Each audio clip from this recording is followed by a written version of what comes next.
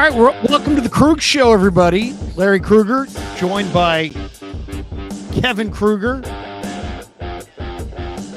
on a second. There we go. Brought to you by Pig and a Pickle, the best barbecue in all of Northern California. Check them out in Emeryville and Corte Madera. They're open 7 days a week from 11 a.m. till 8 p.m. or until they run out. Pig and a Pickle. Go check out Pig and a Pickle. Go say hi to Damon and Mary. Tell them that Larry Kruger sent you. Get some barbecue, and you will absolutely love it. And of course, we're also brought to you by Marin Auto Glass. Top of the screen, marinautoglass.com, 415-883-3030. We're also brought to you by Underdog Fantasy. Check the link in the description. Use that promo code Krug, and they will match you up to your first $100. All right. It is Wednesday nights, and Wednesday nights mean it is the call-in show with Kev. Kev, good to see you. How's things down at Cal Poly? Yeah, they're going. There was a teachers' strike that just happened, and the strike lasted 1 day, even though it was supposed to last a week. So a lot of people are just missing from school right now. They just left for the mountains, and the strike ended. Because the students figured out they'll be out a week. Yeah, they're like, I got a free week to go skiing, and then after the first day of the strike, it's like, we've reached an agreement and school's back on tomorrow. So thankfully I didn't leave. Still here at school. Now, where do, by the way, everybody hit like and subscribe. If you hit, as Raphael 5629er says, everybody hit like and subscribe. If you hit like, it just boosts the stream. More people find it. If you hit subscribe and click that notification bell, you'll get a little notification every time we go live. Okay, if you're going to school in Northern California and you want to get away to ski, you go to Tahoe. In Southern California, don't you go to like Big Bear? Where do people in Central California go to ski? I think you get your choice because you're right in the center, right? I think you can go north or south. I mean, you know, I haven't skied. Like, I don't ski, so I wouldn't know.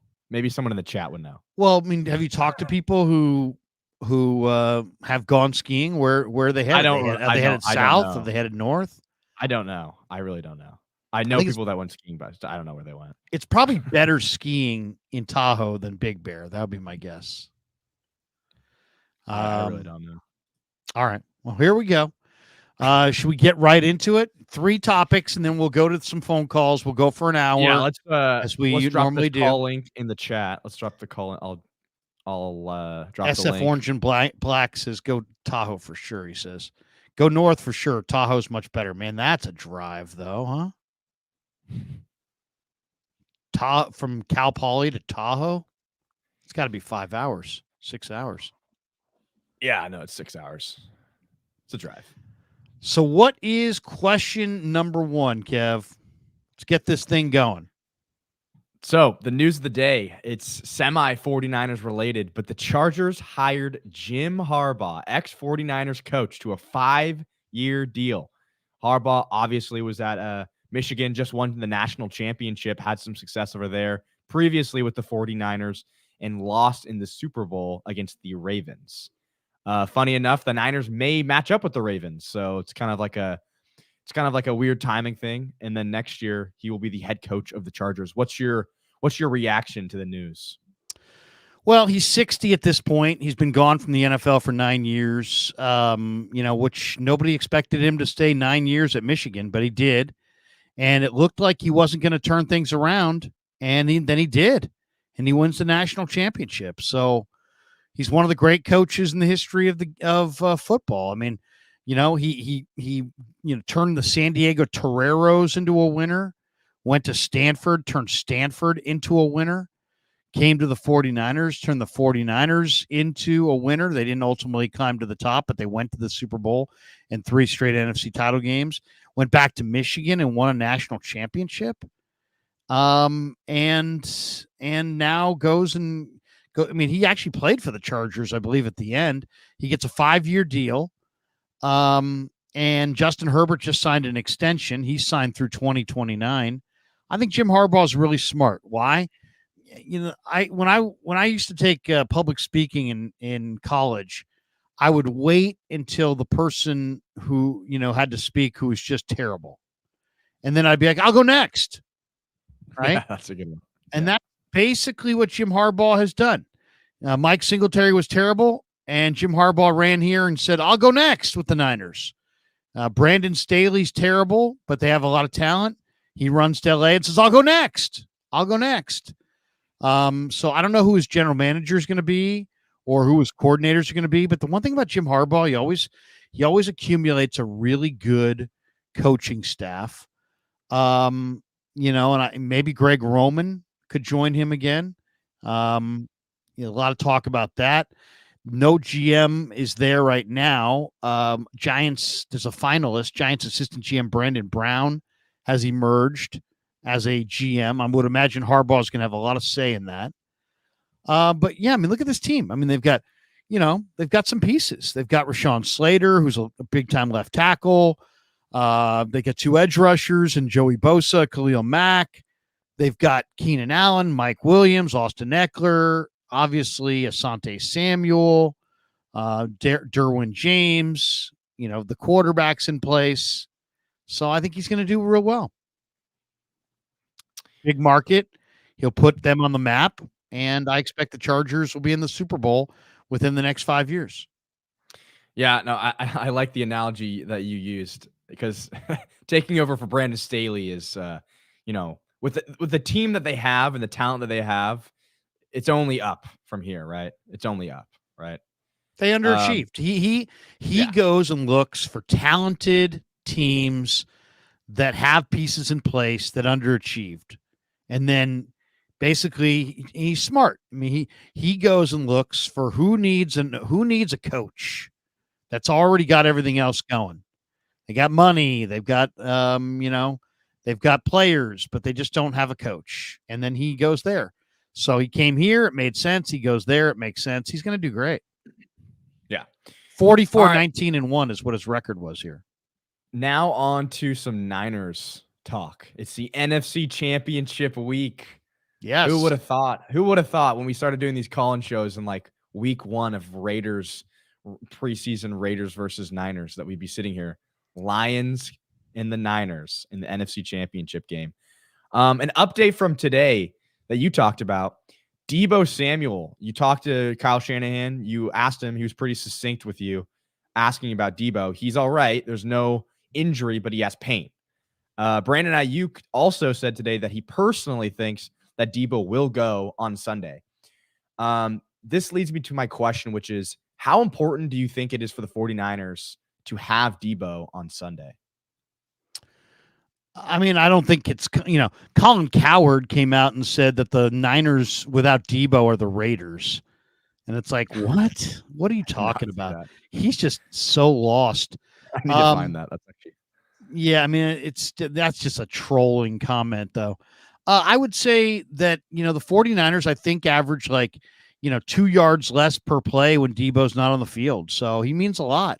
He's a dynamic player. He can run it. He can catch it. He's physical. He's fast. Yeah, he means a lot. I don't know. I wouldn't go as far as to say they can't beat the Lions without Debo, but Debo makes them a much more complete football team, and he's a dynamic big play guy. So, I think I think he means a lot. I mean, as far as what does he mean exactly? I think from what I could tell, he's kind of means like 2 yards a play. Brandon Ayuk was asked about him today, and he said, he was asked, are you going to step in for Debo? And he's like, I play the X, Debo plays the Z. He's like, Jawan Jennings is next up at the Z, and Chris Conley. So I think you're going to see more of Jennings and more of Conley. And, I mean, I'm not, Conley and Jennings are not Debo, but they're also not bums. So, I mean, Jennings, Fred Warner said that he thinks Juwan Jennings is one of the best players on the team, and Conley is a big, fast guy who can make plays. So, they're not as good, but they're good enough to beat the Lions. Here's some interesting stats. This is from Colin Cowherd's take. The Niners with Debo Samuel, since he's joined the team, 53-23. Without him, they're 8-9. Their turnover differential also. Let me write that down. With Debo, 53-23, 26.8 points per game, 138.5 rushing yards per game. 53-23 with Debo. Without Debo, 8-9. Wow. Their points per game dropped by 2, and their rushing yards per game dropped by around 20. He's a big-time player. I mean, there's no question. Yeah. There's no question. He's a big-time player. So you want to have him, but he's got shoulder pain. I asked Shanahan specifically what it was. He wouldn't divulge. He says it's not fractured. Guess it could be dislocated or partially dislocated, though he didn't seem like he was moving like that.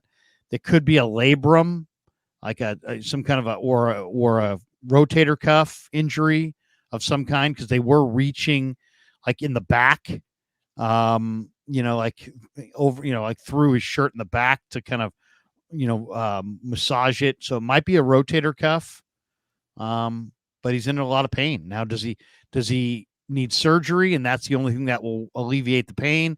Is it a rest thing? Is it a pain tolerance thing? My guess is he's going to play. And that was Ayuk's guess as well. And then the question is after that, how effective is he going to be? I don't know. All right. Well, yeah. The one thing that you definitely can say if you're a Niner skeptic is that the Niners' losses have aligned with Debo Samuel being injured, and just some of the Niners' bad games. I mean, you could look back at the Packers game; they obviously were not the same offensively when they couldn't give the ball to Debo. Let's go to the next topic. Today, you talked to Purdy. And you talked to Purdy about something very specific that maybe not every 49ers fan remembered from the game. I'm going to start off by playing a clip from the Pat McAfee show where George Kittle actually gets into a play where the Niners had a little bit of a miscommunication, a missed assignment, and how Brock Purdy responded to it. So let me just play this real quick. Okay. This week has been loud about Brock Purdy because of you. Has it? Yeah, because of you being on the team and Christian McCaffrey being on the team and Ayuk and Conley and Jennings and the offensive line and the talent. So now, what is Brock Purdy like behind the scenes? Does he hear this? And what do you guys try to talk to him about all the bullshit? He's only in his second year right now, George. Well, one, I do a pretty good job of avoiding it unless my mom is sending me links that, hey, did you see what this person said? And I'm like, Mom, I'm trying not to see that stuff, but thank you so much. Brock's fantastic. He's been consistent every single time, every single day I see him. He's wonderful. I don't know if he listens to the noise. I don't know if he reads it. I don't know if his parents send the stuff. He doesn't act like it. It just seems pretty straightforward and straight ahead. Actually, like this past game, I know it didn't go the exact way everyone thought the 49ers were going to play. It wasn't our best football by any means until you get to the fourth quarter. Then our offense, our defense, and our special teams are clicking when, hey, it matters most. And, hopefully that just rolls into the next game because, we found our rhythm there. But, Brock played really well when he had to. And there are also moments of the game where, Brock kind of expressed himself to our players. We had an MA somewhere and he's like yelling at somebody. I'm like, that's what I need, Brock. I need you to yell at somebody. Is that first time? Not first time, but like whenever he gets like something happens like that where he gets to express himself, like there's a switch that flips. And the second after that, he was cooking. And so I was like, I'm not worried at all. Brock's on it. I'm good. I love that second-year player holding people accountable. That's what you want out of your quarterback. Not always the easiest position. Did you say second-year player? Second time in the NFC Championship? Yeah. Mm-hmm. He stinks, dude. He stinks. That's what everybody does in their first 2 years, right? They just take teams to the NFC Championship games. That's totally fine. It makes no sense, George. I am baffled by it all. So that was a funny little segment there. And before I get a take on these two, let me just show the audience what you asked Brock today about that play. Okay. On the Ray looked like a missed assignment. It looked like you said, what are you doing? It looked like you guys had some harsh words, and then you guys were on the sideline talking about it. What happened exactly on that play, and what was the breakdown there? Yeah, I mean, I'm just going through my progressions and from where I'm at with the pocket closing and stuff, I'm expecting him to be where he's supposed to be. With the route that we had called on, the corner actually slipped that was guarding him, so he was trying to be smart and throw up his hand and run the space, which I get. And so in the moment, I was like, man, you just got to be where you got to be, where I'm expecting you to be. But I totally understand what you're doing. If a guy falls, there's a big play to be made out there. So we had talked about it, and then we ended up on good terms, and moving forward, we know what to expect out of each other and stuff. And when we're in that moment again, so it's just communication. We're competitors in the heat of battle. Things like that happen, and we needed that, in that moment in the game. So that third down. So I had a little frustration come out and stuff, but it's nothing but love. I totally trust and respect Ray and what he's done, and we're gonna get better from him. Gotta love that guy, man. Not only does he not dodge, but he gives you a thoughtful explanation of that's absolutely the truth. And if you like straight shooters, you'd love Brock Purdy. He's a straight shooter. That was a direct, straight question. He didn't dodge it. He didn't try to make a joke of it. He didn't attack me as the questioner. He just answered it as best he could, and he gave a very, very good answer. He went through his progressions. The cornerback slipped. Ray, in seeing the cornerback slipped, tried to make a bigger play and move to the outside. And you just can't do that when a quarterback's going to throw the ball, with anticipation. Brock's making an anticipatory throw. Anticipatory throws only work if you are where you're supposed to be. And instead of being inside, Ray was outside. Greasy obviously knew Ray had made a mistake. He jumped up and down like the world was ending. And Brock screamed out, what are you doing? And I'm sure they got on the same page on the sideline, and you heard a little bit of what Ray, I'm sure, offered up as an explanation to Brock. And yet I love how Brock was very strong with it as far as, hey, man, bottom line is you got to be where you're supposed to be. That's simple as that. You got to be where you're supposed to be. And then he said, hey, it was a communication breakdown, and there's nothing but love for Ray, and it will make us better. And George made it seem like in his sit down with McAfee that moment, was not only a great thing for him to see, but it was that, they kind of took off from there. And Brock kind of made it seem like, hey, it needed to happen. Like he needed to confront Ray and have that little dust up. And I don't know if it was a dust up as much as, there's a lot of pressure and there's a lot on the line. And that was at the end, near the end of the game.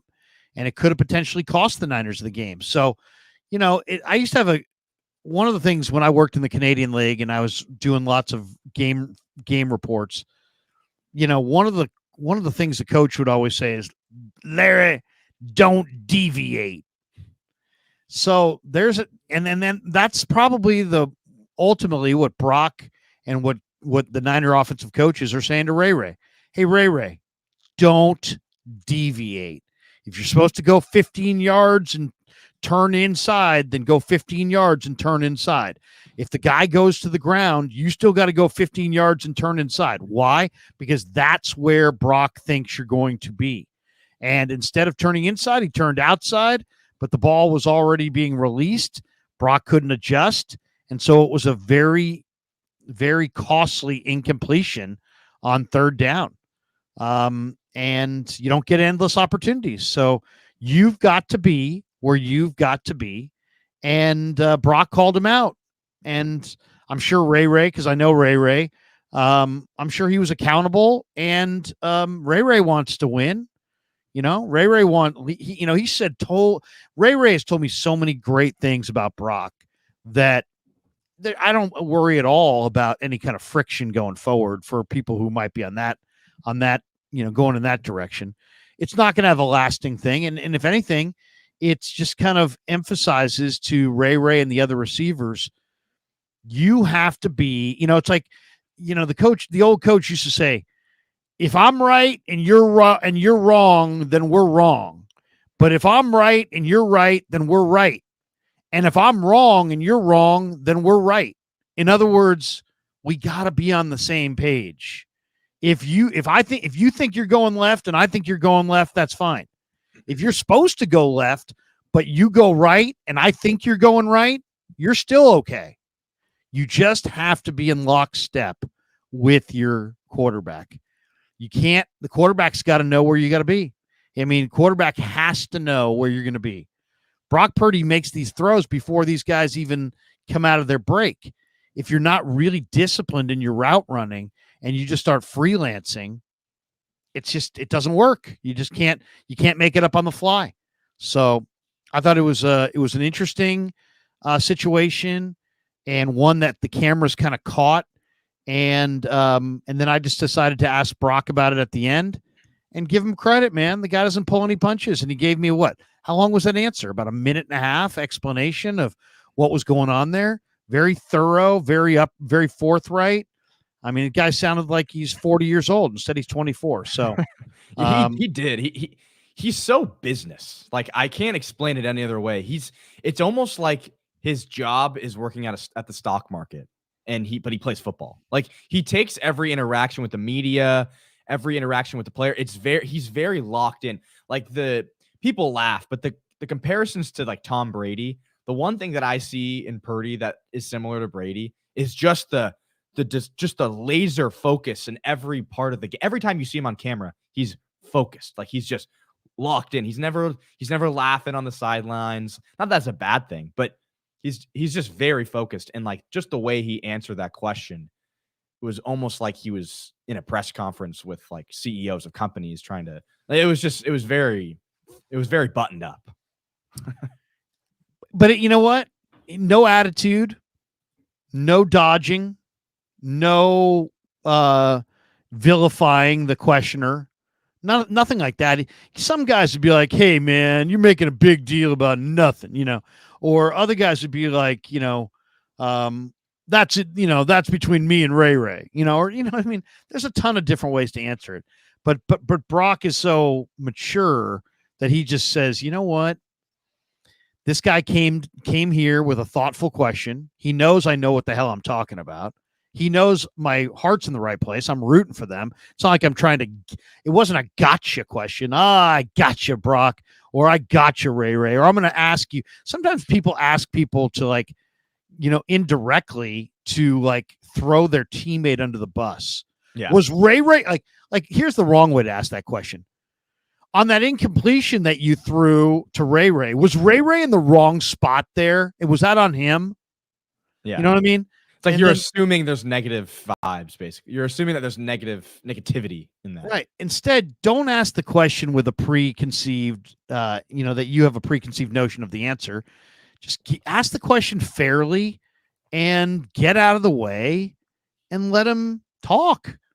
And I thought it was, I loved it. I thought it was great. And I appreciate Brock. I appreciate Ray, and I appreciate the 49ers for giving me the opportunity to go into their pressers and ask some questions that, I mean, I don't know. I mean, I don't want to say it makes people look bad, but it doesn't make people look good because I'm highlighting a play that failed.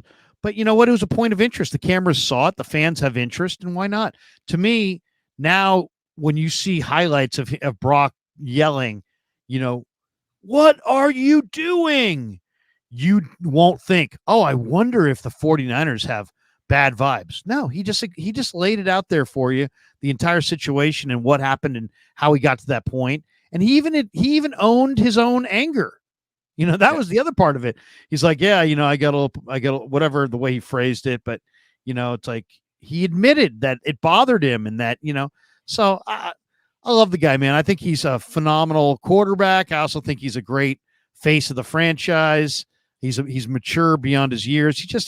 I hate the saying because it's kind of corny, but the people say, "Oh, this person's good people." Brock Purdy's good people, and Ray. I love Ray too, man. There ain't nobody realer than Ray. And if I went to him at his locker tomorrow and I said, "Hey, what went on there, man?"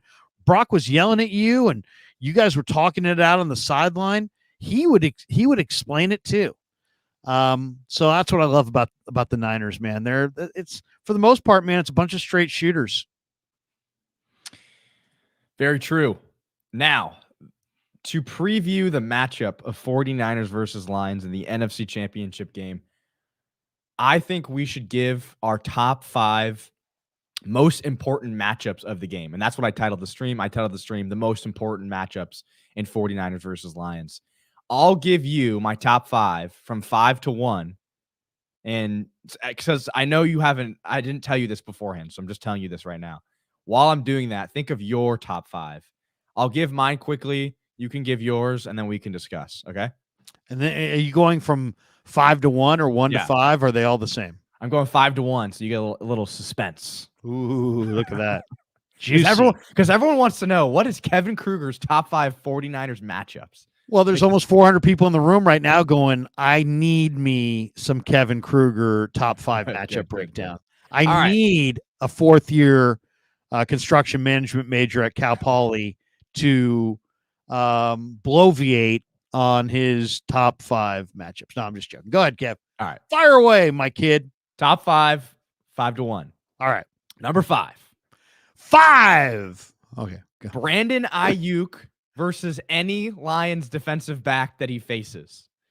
Debo Samuel, obviously, is potentially out this week. Wait a second. Brandon Ayuk against any receiver. No, any DB. Any DB that he faces. Matches up. Yeah, right. So basically, Ayuk / the passing game. There we go. Long on the clap.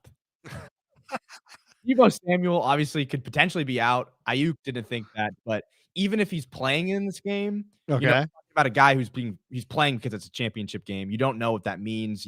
Maybe he's not as big of a role for the passing game because he's partially injured, or maybe he gets re-injured. So I think Brandon Ayuk definitely has to play a huge role in this game.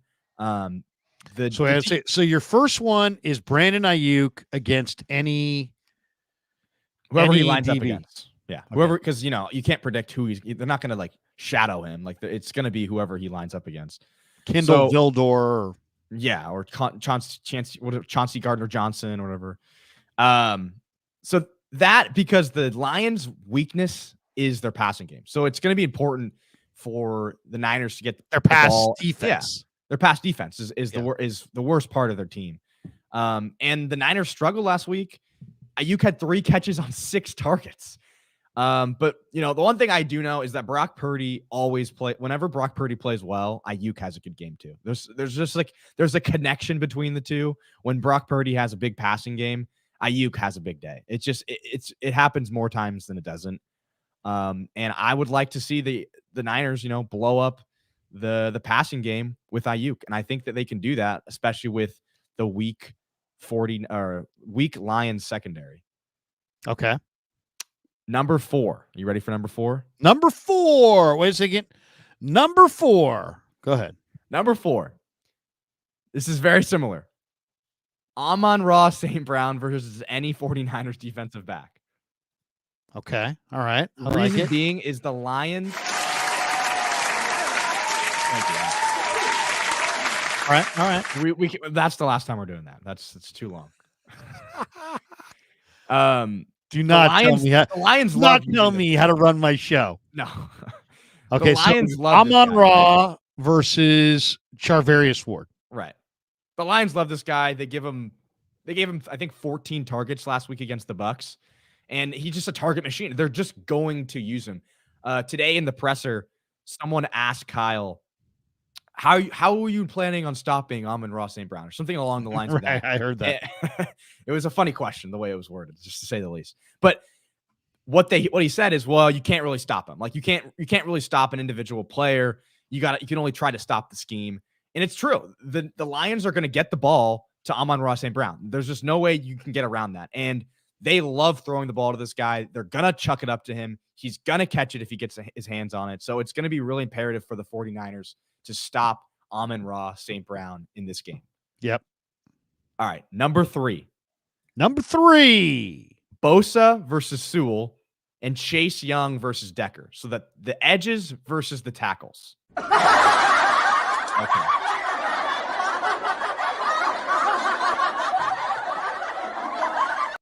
All right. Go ahead. Decker and Sewell are the number 1 and number 10 ranked offensive linemen, which Sewell's the number 1 offensive lineman per PFF, and Decker's the number 10 offensive tackle. I meant offensive tackle, not offensive lineman. Bosa, obviously, Bosa's been playing well. I personally have felt like Chase Young really hasn't lived up to the billing that he was given when the Niners traded for him. He doesn't seem to be getting the amount of pressures that we all anticipated. And even when he gets pressures, I haven't seen him come down with like a big sack or a big tackle for loss. So, that's a huge matchup. Can the Niners get pressure on Jared Goff, who is not a mobile quarterback? He can't move his feet. But the Lions, they have the best tackles in football. They have probably the best offensive line in football. So that's a huge matchup. Number 2, I have Hutchinson versus McKivitz. I was debating on putting this number 1. Aiden Hutchinson is obviously just a game wrecker. He's a young kid from Michigan, now in Detroit, he's just I think you referred to him as country strong. Like, he's just a man, right? And Colt McKivitz has been struggling. I'll say it. He has been struggling this year.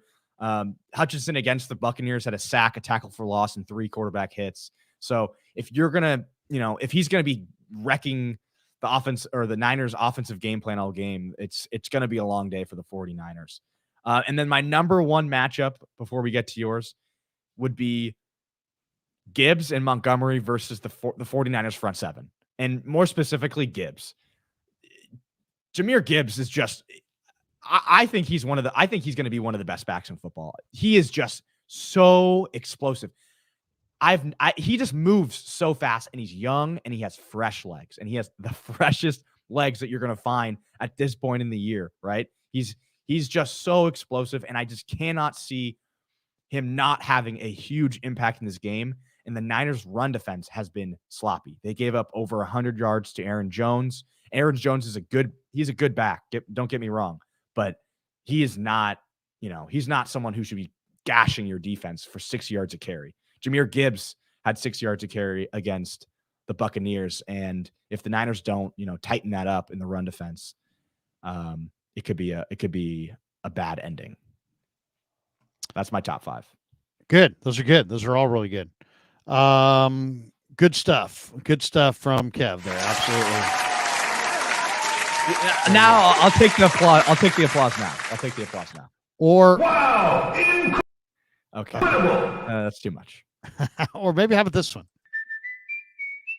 Is it the T-Mobile ad? Like, are we sponsored or what's that? Well, I could have said, you know what? Okay. That's not good. Do you have your own top 5 ready? Yes, I do. Okay, here we go. Number 5 on my list. I'm going with Fred Warner against Sam Laporta. It's a good one. Laporta is a tremendous player, and I think the 49ers are going to have to limit him because Josh Reynolds ain't bad, but it's, to me, and Jameson Williams is a burner, but it's Amon-Ra and then Laporta. Laporta's a great receiver going back to high school. He was a great receiver at Iowa, and he's been a great receiver here and at Detroit. So I would say Laporta on Fred Warner. The one thing about Laporta is he can kind of vary his play speed, and so it's hard. He's a hard guy to cover because you just think that he's going full tilt, and then he gets the separation, and that's the one thing. I mean, he doesn't just run good routes. He's got great hands, and then he can separate at what the ball in the air. So Laporta against Fred Warner is number 1. Number 2 or number 5. That was number 5. Number 4 would be Amon-Ra against Mooney Ward. Amon-Ra St. Brown has got great body control. He's plays with a chip on his shoulder. He's not the biggest guy. He was a 4th-round pick out of USC, and he's been trying to prove everybody wrong ever since. And Mooney Ward is the Niners' best corner, and I think this is going to be a really, really, really tough cover for Mooney Ward because he doesn't have the body control or the footwork that Amon-Ra has. So he's going to need help. He's going to need someone to stay between Goff and Amon-Ra. They may need to bracket him. The guys up front have got to limit those windows and try to hurry up Goff, and so he can't play the game on his own terms time-wise, and when the ball comes out, speed him up a little bit and move him off the spot and all those things. So I'll say Amon-Ra against Mooney Ward, but in reality, it's going to take more than just Mooney Ward. Number 3 on the list, I'm going to go Debo Samuel against Chauncey Gardner-Johnson. I mean, Chauncey Gardner-Johnson has been circling this game for months. He wants to kill Debo Samuel. Debo Samuel is the Niners' big play guy, and he's got a bum shoulder, and yet, he wants to play. He wants to answer. I think that right there, I mean, can Debo play hurt, and can he be effective playing hurt, and can C.J. Gardner-Johnson get a big lick on him? They're going to be talking trash. Is C.J. Gardner-Johnson going to take a late hit on him?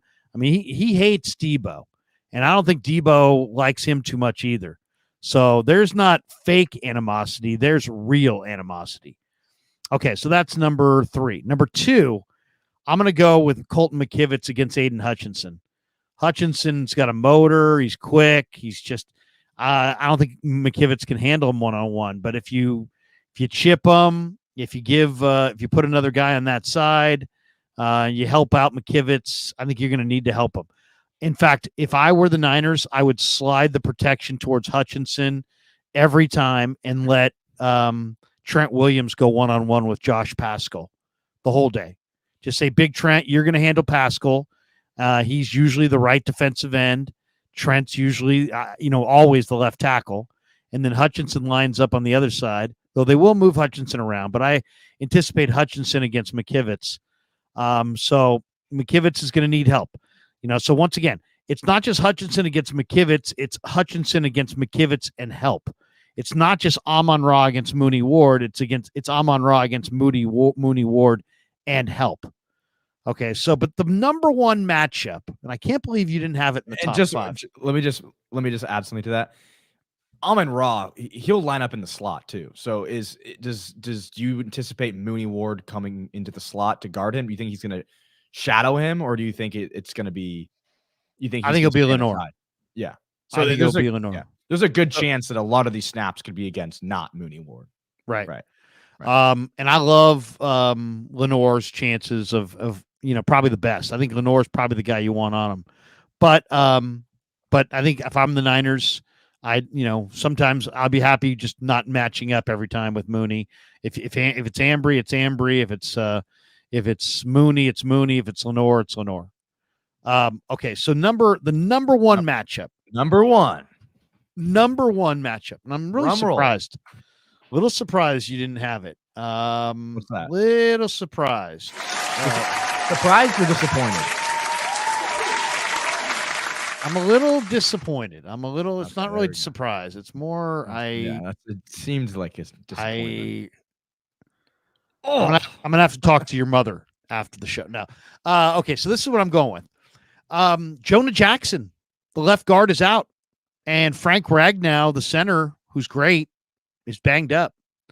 And the Lions are going to have to play Coyote Awasika at left guard against Javon Hargrave. And I think that's going to be where the Niners win this game. I like the Niners inside of Armstead and Hargrave to be able to beat Coyote Awasika, Graham Glasgow, and Frank Ragnow. Ragnow's tremendous. Don't get me wrong. First round pick, blue chipper, tough as hell. But he's got multiple injuries, and Jonah Jackson's out. And I heard Lomas Brown, who's the former Lion offensive lineman who is on the broadcast team. He was on with John Lund earlier today, and he was talking about how his concern is the 49ers maybe putting Greenlaw or Warner in the A gap He's concerned about A-gap pressure in the face of Jared Goff. And Jared Goff does not move well laterally. And to me, if the 49ers can get pressure in the A-gaps and in the face of Jared Goff, they're going to win this game. And if they can't, and Jared Goff's allowed to sit back there and just survey the field all night, they're going to lose. So I'll take, really it's Hargrave against Awasika as the premier matchup in this game. Do you think that he will win that matchup? Because we have not seen a lot of pressure from the inside so far. No, but I think the Niners will get there, and if they don't get there with 4, I think they'll send Warner or Greenlaw on A-gap blitzes, and I think they're going to pressure Goff in his face, and I think he's going to throw the 49ers a couple interceptions because of the pressure that he faces. I mean, you got to remember this: the Niners haven't played a lot of stunting games, but they're great at doing it, and the reason they haven't done it is because they've gone up against so many mobile quarterbacks. But Goff's not one of them. So they're going to play games up front. They're going to be coming from all angles. It's going to, I watched practice today, and I watched the D-line specifically, and Chris Kocurek is just screaming and yelling at the top of his lungs at these guys. And they're going to turn it on. I like the 49ers defensive line to Bosa, Armstead, Hargrave, Chase Young, Robert Beal, Givens, Kinlaw, Gregory, Sebastian Joseph Day. They're going to come firing in this game, and I think they're going to get pressure on Goff in his face. One thing I will say to that is, one, I knew Frank Ragnow, but when I did a little bit of a deeper dive on him, just kind of looking him up, you can make an argument that he's the best offensive lineman in football this year, at least. He center. He is. Yeah, I mean, he's a great offensive lineman. So definitely, banged up or not banged up, if Frank Ragnow's playing, he's gonna have an impact. Also, no doubt, the Packers' offensive line is pretty weak. It's a decent offensive line, but it's not great. And the Niners really struggled. They had 0 sacks on Jordan Love last week. 0. Well, but he's a mobile quarterback, so it's different. But still, but Packers' offensive line was number 2 in the NFL in pass block win rate. This Lions' offensive line is 14th in pass block win rate. But there's a difference. There's just a difference. I mean, would you think that what I think the difference is that the Lions have just absolute run blocking masters, where if they get a lead and they can run it all night, this 49er defensive front is going to be challenged.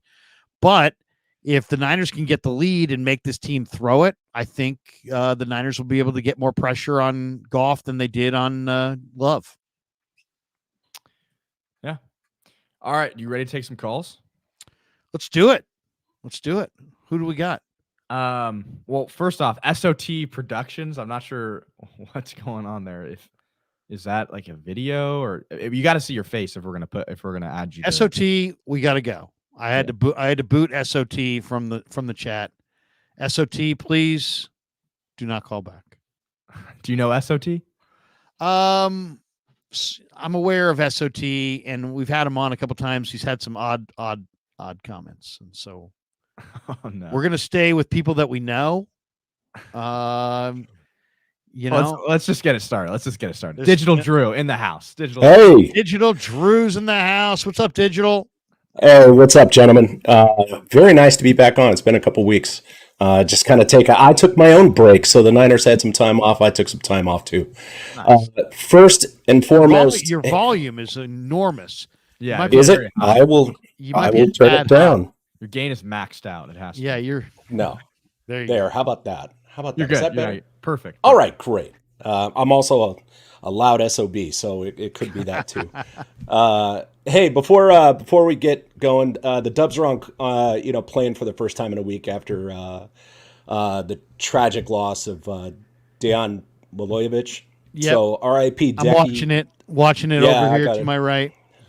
Yeah, so thoughts go out to his family and all of Dub Nation, the organization, the players.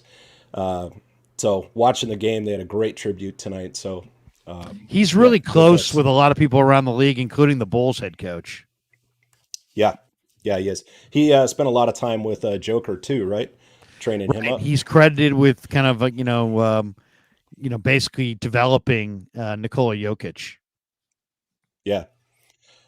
So Big loss. Hopefully the Warriors can bounce back and kind of put this behind them. But I mean, that's a huge ask. So interesting to see how they rebound.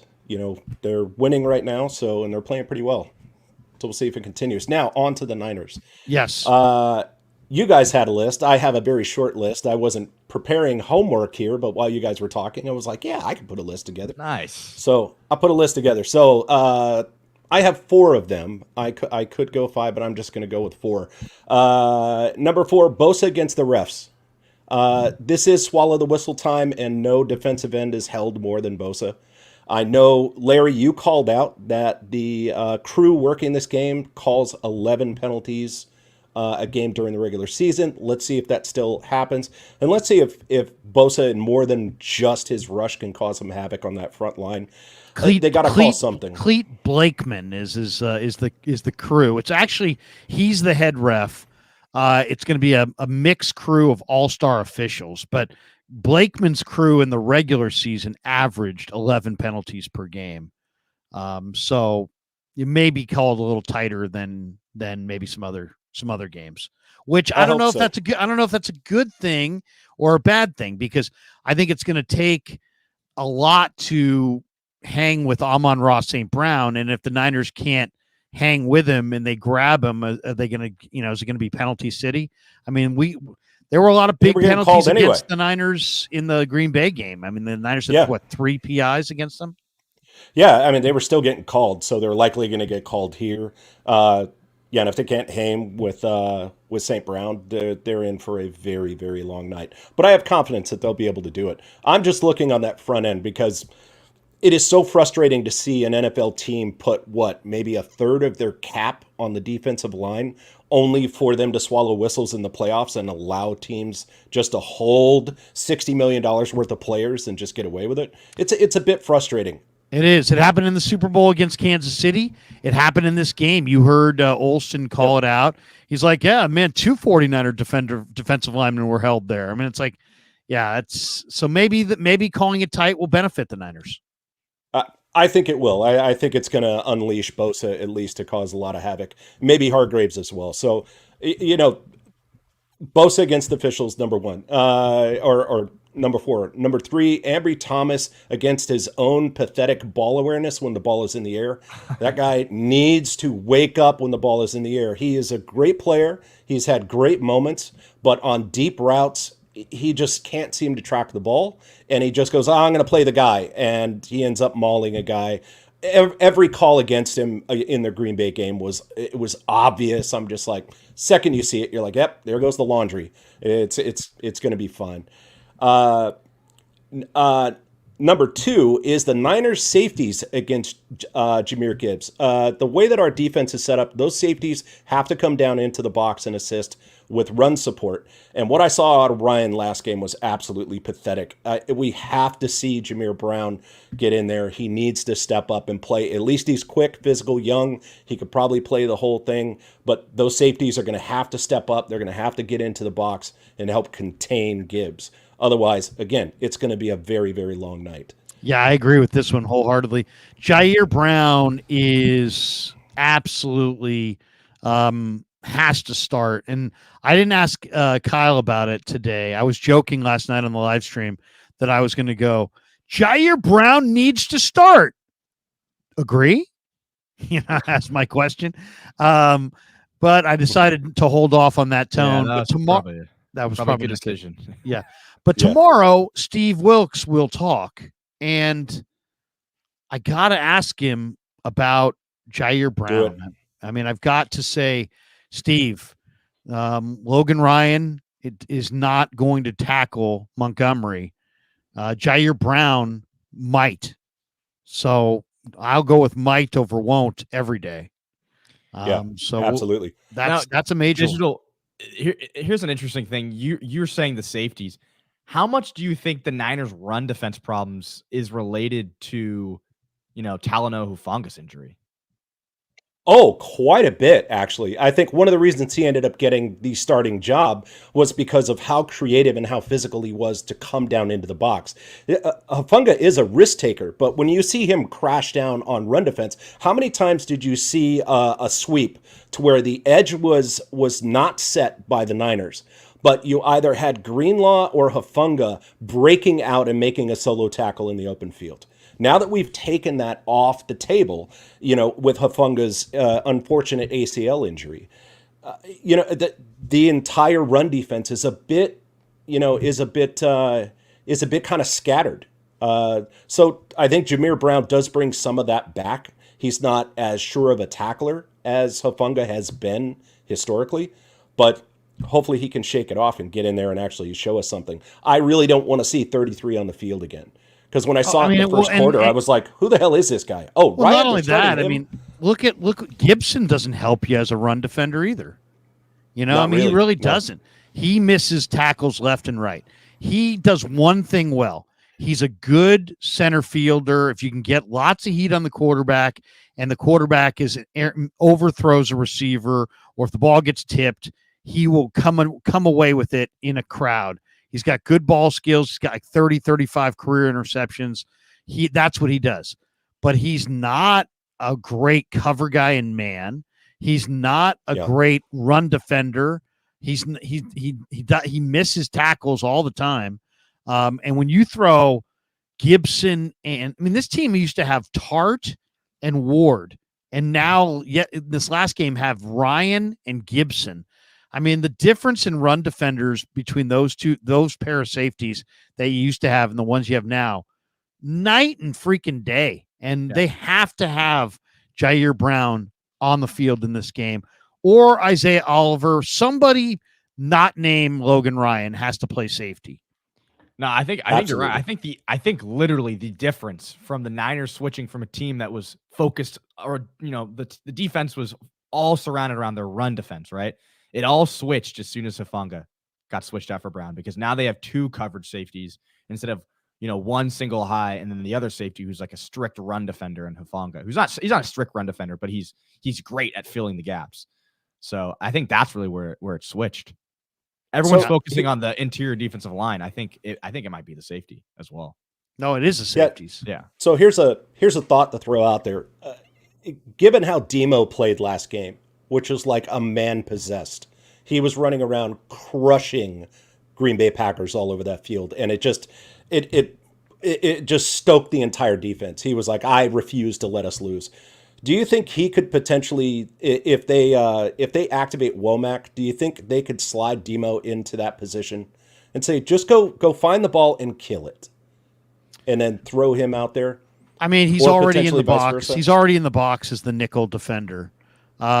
He's so valuable as a nickel corner. But if you're asking me, could he do it? Yeah, he could do it.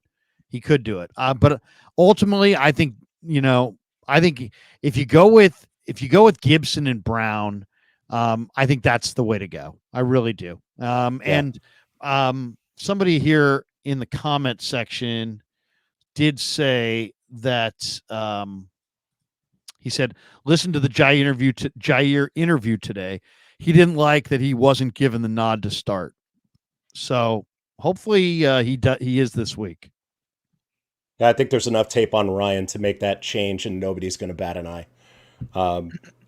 Shifting to here's the other rule, and I don't want to get smart ass about it, but I'm a little hesitant to lean on when it means going to the Super Bowl.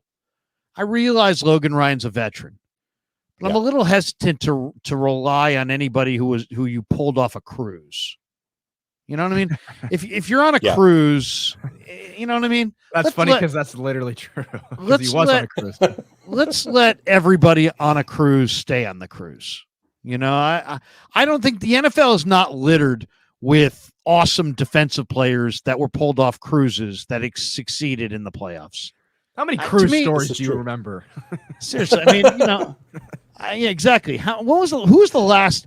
That might be the question. Who was the last defensive player pulled off of a cruise that made a positive impact in the playoffs? Yeah.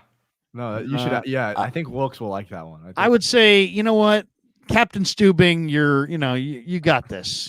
Just stay. You stay on the Lido deck, and let us battle for the game.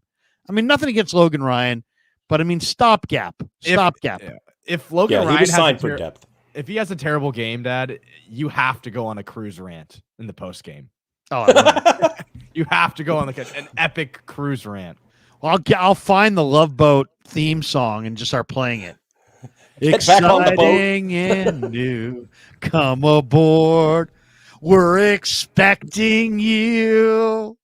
You don't pull defensive players off cruises. The Love Boat. Love that show, man, with Isaac and Doc and Captain Stubing. Love that thing. But if you're on a cruise, stay on a cruise. Yeah, remember, he was signed for depth after we had some injuries back there. This was even beyond Hufanga. So he was literally like option number 6, right? He shouldn't see the field in a starting role, right? You gotta let it go. He's an emergency guy. Shaq Oatmeal says 30 people just left. Thank you very much. Thank you. All right. The number one matchup. Number one matchup. Digital Drew. Here we go. Fans are fired up. This is going to be the money take of takes. All right. In the number one slot is Mr. Kyle Shanahan against himself. Really? No, dude has to get out of his own way. In big games, he has a very bad reputation of kind of climbing into his game plan, not adapting, not seeing what's happening on the field in front of him, and then making adjustments from there. If he gets thrown a couple of curveballs, or if his first 20 scripted plays aren't working, I think it's going to be another repeat of Green Bay, to where it's going to be a nail biter. It's not going to be an enjoyable game to watch. And I really hope he has multiple options. Since Debo is kind of 50-50 at this point, have 2 game plans. Have some play calls with him. Have some play calls without him. Yeah, he is having a ton of fun with those sound effects. Hide the soundboard. Mute it. I'll mute it, guys. Don't worry. Yeah, it's all good. So I think Shanahan has to get out of his own head. I think he does have to trust, plays outside of what he's prepped. He has to adapt to what's going on the field. If he doesn't do that, it's going to be a long day. I hate to be negative on Shanahan, because I really appreciate Shanahan, and I think Shanahan's a really good coach. And it's like kind of one of these things. I feel like the more we talk about it, the more we make it a thing. And in reality, it's like, since we know that they can't do any better than Shanahan, I hate to even go down that road, because it's like, let's just hope for the freaking best. You know what I mean? I hear what you're saying, though. To me, I mean, you had the 28th rated run defense in Green Bay and the 9th rated pass defense, and you threw it 39 times and you ran it 24 times. That, to me, should have been exactly the opposite. So, other people say, well, they were 8-man boxes. You know what? I watched the game again. I didn't see, some ridiculous stranglehold and everybody packing the box. And the Niners run the most with 8-man boxes. Chris McCaffrey when they did run, they ran for 5.8 a carry. Yeah. So, I mean, how about, make them stop you before you just stop yourself. Run the freaking ball. And in this game, now here's another team that stops the run well and doesn't stop the pass. I think I saw the number earlier today. The last 5 opponents for the Lions have passed for 485 or more. That's a big. Has it? That's a big number. Let me see here. I heard a different number. I think they averaged like 342 passing in the per game in the last 5 games against them. Detroit has allowed 345 passing yards in 5 or more in 5 straight games, including 2 to Nick Mullins. So, I mean, come on. If Detroit's given up 350 in the air in the last 5 games, and you've got all these weapons and Brock Purdy, I'm okay. And you've got dry conditions and Purdy bouncing back. I'm okay with a little bit more of a pass-heavy game plan today, or in this game, and Sunday. But last week the numbers said you should have ran, and they passed. Right. And Shanahan blew it at the end of the first half with those clock management. And those 2 things really bothered me, and they had to be shouted out. I fully expected to see a repeat of the Mostert game where he had 4 touchdowns. I was expecting McCaffrey to go for, 185, potentially 200 plus with, 3 touchdowns because their run defense was so bad. And Shanahan has shown in the past, at least, to say, all right, we're going to go after your weakness and we're going to do it until you just completely, prove that you can stop it. As I say that, at the same time, I think that was also showing incredible distrust with Garoppolo at that time. Yeah. So it might have been out of there, and maybe this is where the trust is. The trust is great, but don't overdo it there, Kyle. It's still, I know you trust Purdy. We all know you trust Purdy now, but just try to win the game. Try to target what the weakness is of the other team. Now that is going to be Purdy this time. Because they do stop the run pretty well. It doesn't mean you can't establish the run, because as we know, once the Niners start running the ball and they start getting 4 or 5, 6 yards of run, it really gives defenses fits because they have no clue what's coming. The play action opens up, Kittle opens up, and they're just a nightmare. And that's when they end up putting up 35, 40 points on these people. So I think they still have to stay committed, but come on, Kyle, get out of your own way, dude. Yeah, do not, I mean, I don't know. It's one of those things where don't give away good in the pursuit of great. Just take good. I mean, I watched John Harbaugh, who's won a lot of games. And granted, he's had Justin Tucker, who's a phenomenal kicker, but he doesn't force things, and he makes sure he scores points. And it's just, I just want to see a game plan that makes sense. But more than anything, I expect Brock Purdy to bounce back. And that to me, I think there's a chance. And I said it last week, and I'll stand by it. I thought last week's game was the de facto Super Bowl. I think Green Bay is much, much, much, much better than people think. And I think Detroit's not quite the same team. Now Detroit's rugged, and they really believe in themselves, and there's some great individual players, but their weaknesses, they're not as complete a team as Green Bay. And I think the game won't be as close. And they also don't have the momentum. I know they have, everybody in America outside of people in the Bay Area are rooting for the Lions because it's a great story.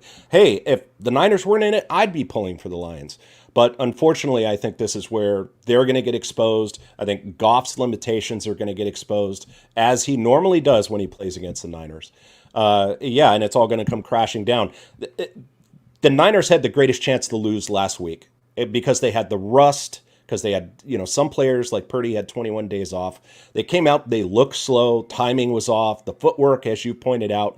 That all comes with, being in the moment. And I think it wasn't until the fourth quarter that this team kind of went, oh, yeah, we're good. Let's do this. I mean, it's like the Niners were like, Duke against Hofstra in the first round of the NCAA tournament, and Duke escapes. Now, just because they escaped doesn't mean that they're going to go down in the second round to, St. Mary's. Right. They're probably going to smoke St. Mary's because now they're going to play a good game. And I feel kind of the same way. I feel like the Niners are going to beat the Lions decisively. Digital Drew, we got to jump. We got a bunch of people, but we appreciate you. Thank you. Have a great night. Digital Drew. Should we start a thing where we ask every one of our guests their top 3 matchups? We'll make it a matchup night. We just ask every guest that. We could. Who do you want to go to next? Big Mo Easy. Big Mo Easy. What's up, Big Mo? Gentlemen, how you guys doing tonight? Well, Big Mo, you're looking at 2 guys that if the 49ers win on Sunday will be in Las Vegas. Telling you, man, we gotta go get them steaks, bro. Them tomahawks. We will be in Las Vegas. Absolutely. Yes. Thank you. Man, I'm looking forward to it, man. Because if you guys coming out to Vegas, that means that we're doing the right thing. We are going to be in Vegas. We're going to have a camera crew, aka me. I think we're staying at the. Hold on. Hey, you better not broadcast where you staying, man. Yeah, all the what are you groupies might doing, show Kev? up. Don't All the tell groupies people might where show you're up. You better watch out. We're staying at the. Yeah, you don't want us to tell? Don't say. I mean, it's up to you. You know what I mean? I mean, I know every place in town, so I'm just gonna meet you up wherever the hell you at. You know what I mean? We're going to be in room number. You've accidentally dropped our address to our home on our live before, we will be in Vegas, and we will be on the strip. Maybe slightly not necessarily at the Wynn or anything, but we will be staying there. It will be great. And I'm looking forward to it. Absolutely looking forward to it. I'm definitely looking forward to it too, man. That's why Niners got to do their thing this weekend, But man. And by the way, one of the reasons that we will be in Vegas is we're getting sponsorship to take us to Vegas. So we just absolutely excited about that as well, and really fired up. We sponsored our Vegas trip. Will be partially sponsored by. We're still looking for one more sponsor, but Valley Hill Roofing is going to be our sponsor. So we will talk about Valley Hill Roofing quite a bit, and also the great man Ike from Ike's Sandwich Shop is also going to sponsor us. So we will be there as well, courtesy of Ike.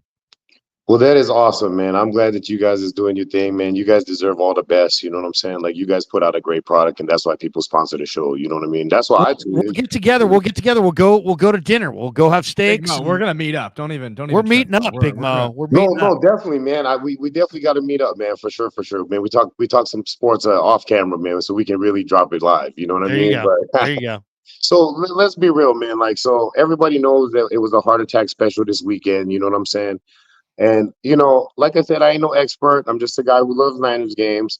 But why are we always so ill-prepared for the situations that we need to approach? I just don't understand why we come out for these games ill-prepared, man. It's like, dude, okay, let's start at the beginning. We know it's going to fucking rain. Why do you not practice with a wet ball? It's just kind of common sense, bro. I know if I'm going to drive my car down and I see rain outside, I got to check the windshield wipers, make sure they're working, right? So it's kind of like the same thing. Shanahan's been asked that question before, and it's like, do you ever practice with a good ball or a wet ball? He's like, no. And it just seems like hard-headedness to me. I just don't understand why you wouldn't. There is a stubborn side to Kyle. Now, he believes practice reps that you practice, that you want to practice in good conditions, and then you adjust to bad conditions. You don't practice in bad conditions.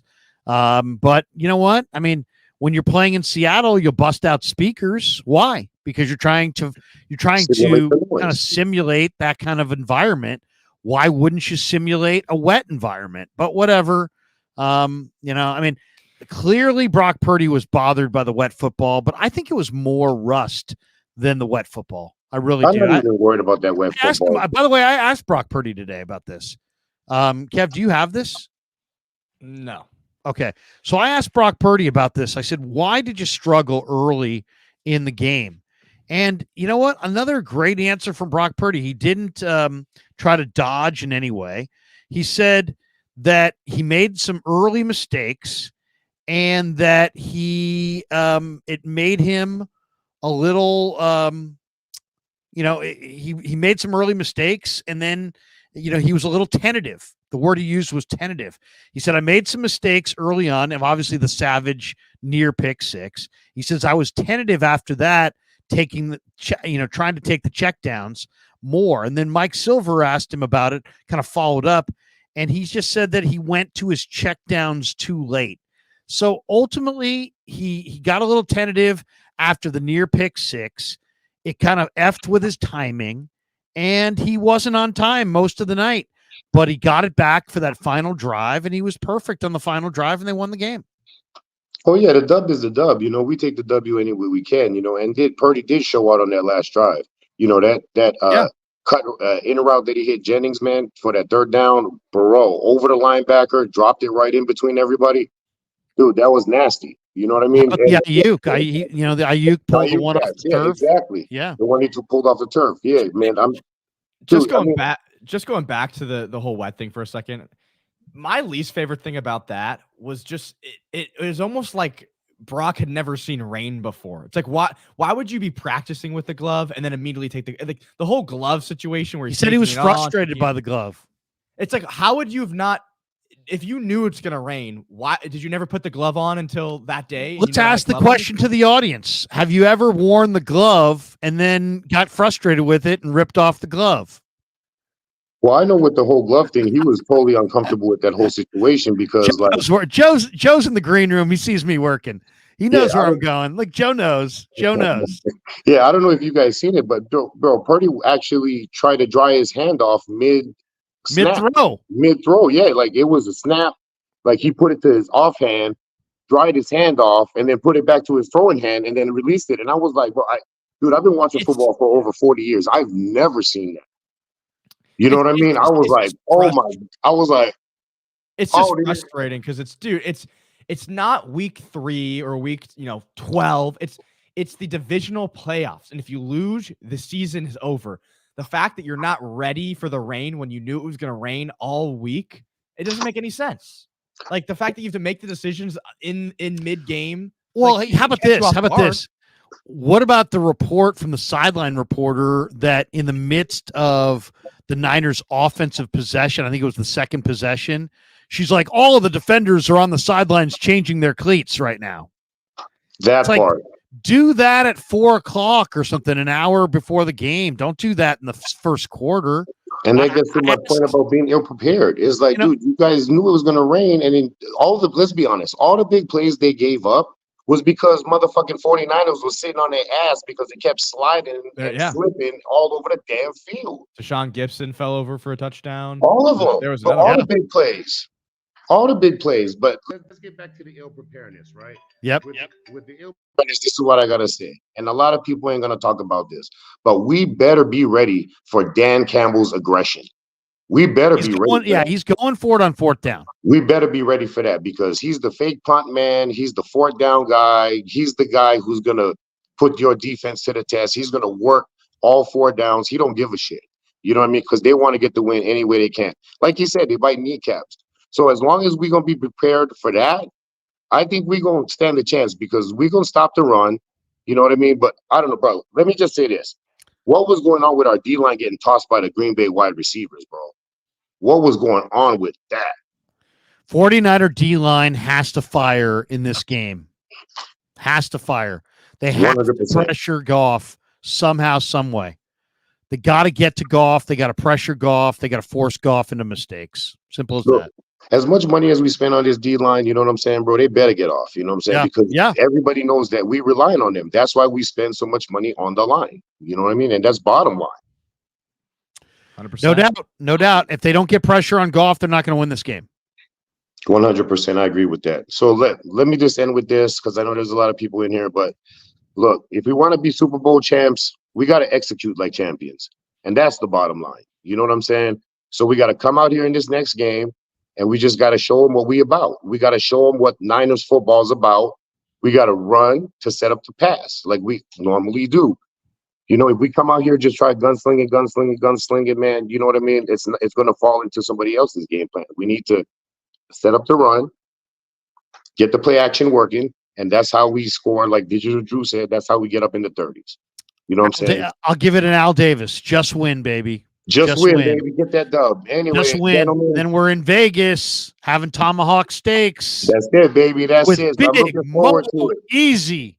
Gentlemen, I just want to say this. Thank you so much. Hoping and praying that we get this dub because guess what? We're going to kick it tough, man. But Pig in the Pickle, baby. I appreciate you guys sponsoring the show because guess what? Without you guys, man, this show ain't getting off as good as it does. You know what I'm saying? It got great artwork, Kev. You the man. Larry, you the man. You guys keep it real. I appreciate you guys. And everybody out here, man, have a great night. Let's cheer for the Niners. Let's go. Get that W, man. Big Mo. Easy. Love Big Mo. Who's next, Kev? We're going speed Flav. brick. Flav's in the house. What's up, Flav? What's up, Flav? What's up, guys? You got me? Yeah, we got you. How's it going? What's your matchup? What Kev wants to know what everybody's big matchup is. My matchup. Big matchup, man. Well, basically, I think you guys hit on a lot. I think the biggest thing though is this Jackson injury. Last week, I think he, out of 18 dropbacks that he was on the field for, he gave up 0 pressures. His replacement gave up 7 in 28 dropbacks. So there's a huge drop off between those two guys. And, I'm terrible with names, but is it Rignow, the center? Ragnow, yep. Ragnow. He's banged up. And so I guess the first matchup for me is going to be Eric Armstead coming up the middle. And I think, I'm probably going to place a bet that he gets over a sack in this game. He's got 7 sacks in 10 playoff games. Last week was his first game back. I'm hoping that he kind of, warmed up and got the cobwebs off and he's ready to go this game. But, for me, just in general, I think for the Lions to have a chance, you kind of hit on this, but it's going to come completely down to Gibbs. I think Gibbs is their only running back that has a chance because of these injuries. I can't see them trying to run the ball up the middle. They got to get it outside. And with the Jackson injuries, it's got to be even further outside. And another big issue is that they don't have a backup tight end. They just had to pick up Ertz. The last I read was he's probably not even going to suit up. And so then they have. Why wouldn't he suit up? They just signed him.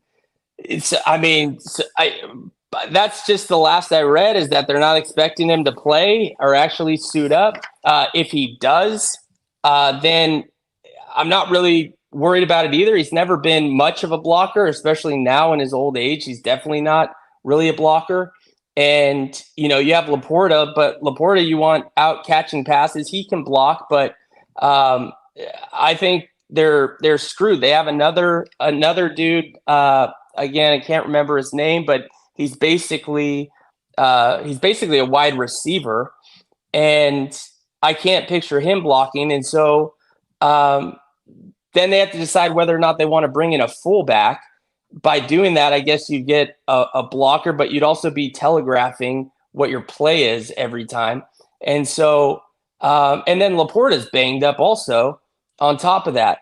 And so, they got to get it to Gibbs. I think whatever they decide to do because of these injuries, though, it has to be quick because Goff is not going to have the time. And so you're looking at, screen passes, and swings and slants, but Gibbs versus, I guess, the defense is primo matchup. Primo matchup, and I think my feeling is we're going to know pretty quickly whether or not the Lions are going to be able to stay in this game based on whether Gibbs has any room to run. And so, but I think aside from that, I was watching a little bit of Lions game last week. It looked like their plan defensively was to have their safety roll over Goodwin, and then they left Sutton one-on-one over Evans. And my guess would be that this week they're going to try to do the same exact thing with Debo and Ayuk. The big question is Debo going to play? If he doesn't play, then that's going to allow them to basically just double Ayuk. Now you have a ton of issues because their run defense ranked number 1 DVOA. I would love to see them run Mitchell and put McCaffrey in Debo's spot, and let's do that. Yeah, that's actually a really interesting. That's an interesting proposal. That's actually not bad. Yeah. No, I think. Well, I mean, who would you rather have in the field? It really comes down to this: who would you rather lean on in this game? Elijah Mitchell as a running back, or Chris Conley, and as a wide receiver? It's a no-brainer. Chris Conley's got great speed, and he could help out a few plays here and there. But they got to run. If they have no Debo, they got to get Mitchell and McCaffrey on the field together. Mitchell looked great. He doesn't fumble. I'm leaning on him, and I'm leaning on Mason before I'm leaning on Conley. Hey, Flav, we got to jump because we got so many people in the room. You got one last comment? You got it. I was just gonna say, I guess looking forward, I'm really praying, first of all, that we win. Second of all, that we get Kansas City. Just looking at I want Kansas City. Looking at that Ravens D, I mean, they're doing historic stuff. They've got 10 home games this year. They've played all 10 of the teams that they've played at home had winning records, and they've given up something like 4.5 points, an average of 4.5 points in the second half. And, their defense is incredible. Their adjustments are incredible. And the only way to beat them is to pull them out of nickel and hope that they get into a base and then throw against the base defense. You don't stand a chance against the nickel. I just think that it's a way tougher matchup. I worry, though, that I don't think that Kansas City has the weapons to pull them out of that nickel. And so I don't really see how they win. But Mahomes and Reed, you just got to hope. You got to fear them at all times. RS says, is there a cryptic message behind him in that painting? Looks like there is. Not that I know of. But, if you look really closely, does it say Trey Lance is a bust? Yeah, it says penis. It probably does. Flav, good to see you, man. We'll talk to you soon. Later, guys. Thanks, Appreciate you. We go to Joe. What's up, Joe? Hey, what's up, guys? Good to see you again, man. How's your night going? James T. Going Kirk, good. You're up next.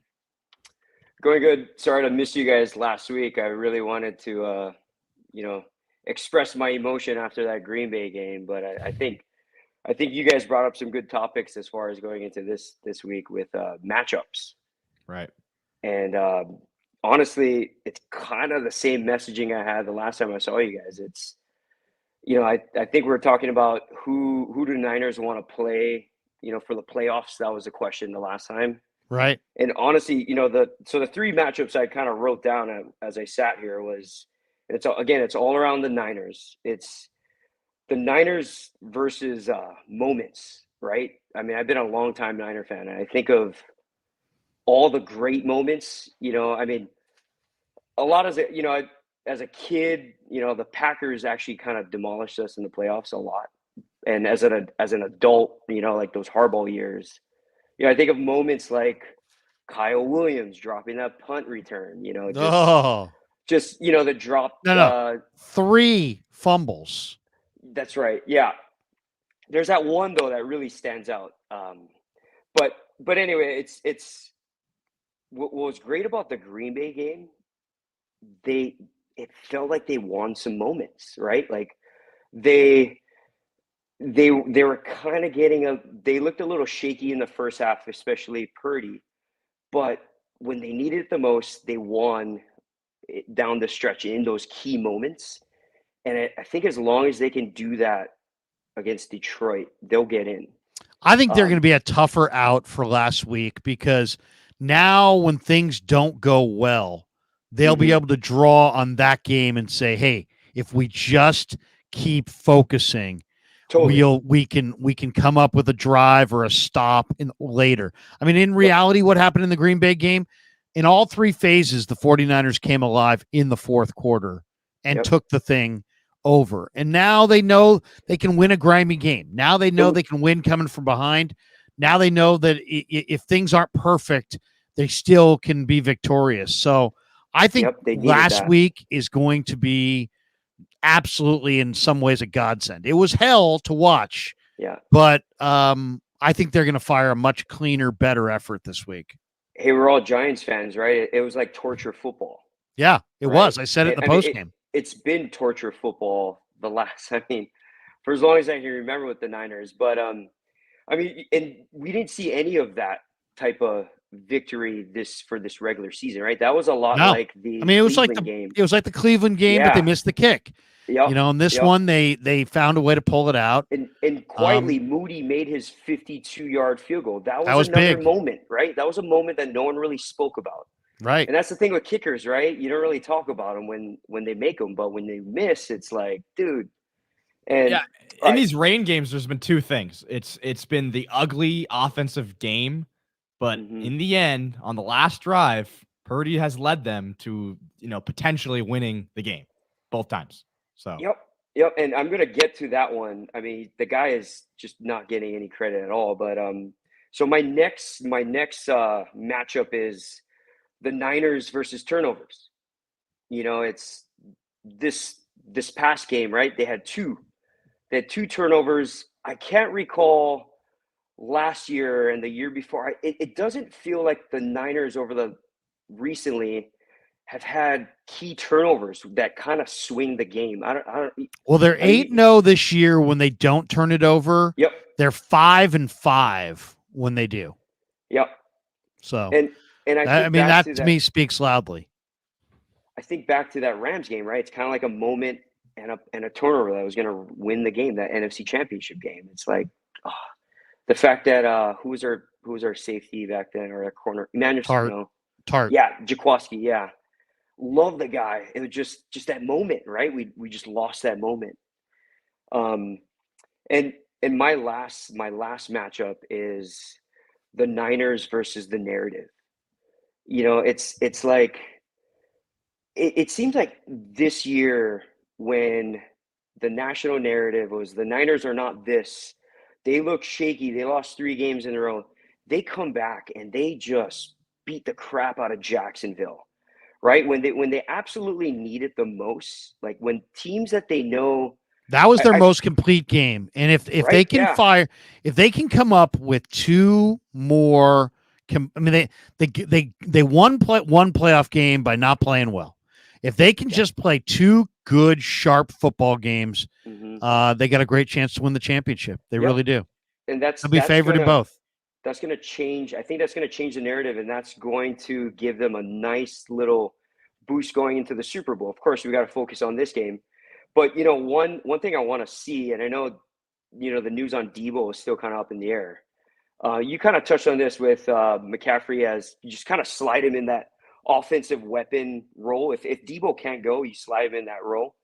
But how fun would that be, right? With all this beef that Debo has with C.J. Gardner-Johnson. Yeah. Put Debo, like, very first play on offense, right? The Niners put Debo at tailback, right? They just do a play action boot. Purdy rolls out, and he just chucks it 60 yards downfield to Ayuk or Kittle. I mean, talk about crushing 2 narrative stones, right? And like two birds with one narrative stone, right on that first play of the game, just to set the tone of the game, right? Debo, he loves to set the tone of the game, and even if he's not 100%, right, he could just kind of do the motions, the play actions. I think that would be so fun to see, right? Like right off the get-go. I just love to see C.J. Gardner-Johnson get run over by Debo. Just one Debo run over C.J. Gardner-Johnson, maybe in the fourth quarter too. So he can't do anything. So he can't kneecap somebody. The guy's great. The guy's a great player. Hey, Joe, we got to jump, man. We appreciate you, though. Cheers. Have a good night. Thanks, Joe in Fullerton. James T. Kirk. What's up, James? Are you on the boat right now? Are you on the boat? Where are you on the boat right now? He's on the boat. Look at that. On the dinghy. Where am I? Oh, maybe you can see the helm. Oh, I don't know. Where on the boat are you, James? I'm sitting at the helm. No, but where is the boat docked? Oh, Lake Powell. Lake Powell, which is in where? Northern Arizona. Wow. Northern Arizona. Near Havasu? No, that's Vegas world. Okay, that's California border. Yeah. I'm more straight north of Phoenix and Flagstaff. Nice. Probably pretty chilly tonight out there. Yeah, it is a little bit chill. I mean, it gets 50s and 30s at night. Yeah, it's a little chill on the boat at the moment. So give us your thoughts, man. What do you think? We are witnessing the beginning of a new dynasty. This is it right now, man. It's 1981 all over again. And, these younger fans, they didn't see what you and I saw back in the 80s. My first Super Bowl party was when I was 19, and it was 1984. And I set up the TV in the backyard of my house I was living in the Berkeley Hills at the time. Set up the TV in the backyard, had a multiple kegger in the backyard, watched Joe Montana, amazing Super Bowl in 1984. What kind of beer were we drinking back there, James? Was it a Stroh's? Was it a throwback beer? Was it a beer that no longer exists? During the party? Yeah, well, I'm just trying to think. What would James T. Kirk, what kind of keg are you tapping back in the day? Jeez, what was that, man? I think Natty I had a Light? keg of Guinness. I had a keg of Guinness. Woo! Dang. Some dark so we beer. watched the game, fuck around. and then our buddy comes over, all right? So we took the keg, threw it in the back of his truck, and then he had a camper shell on his truck.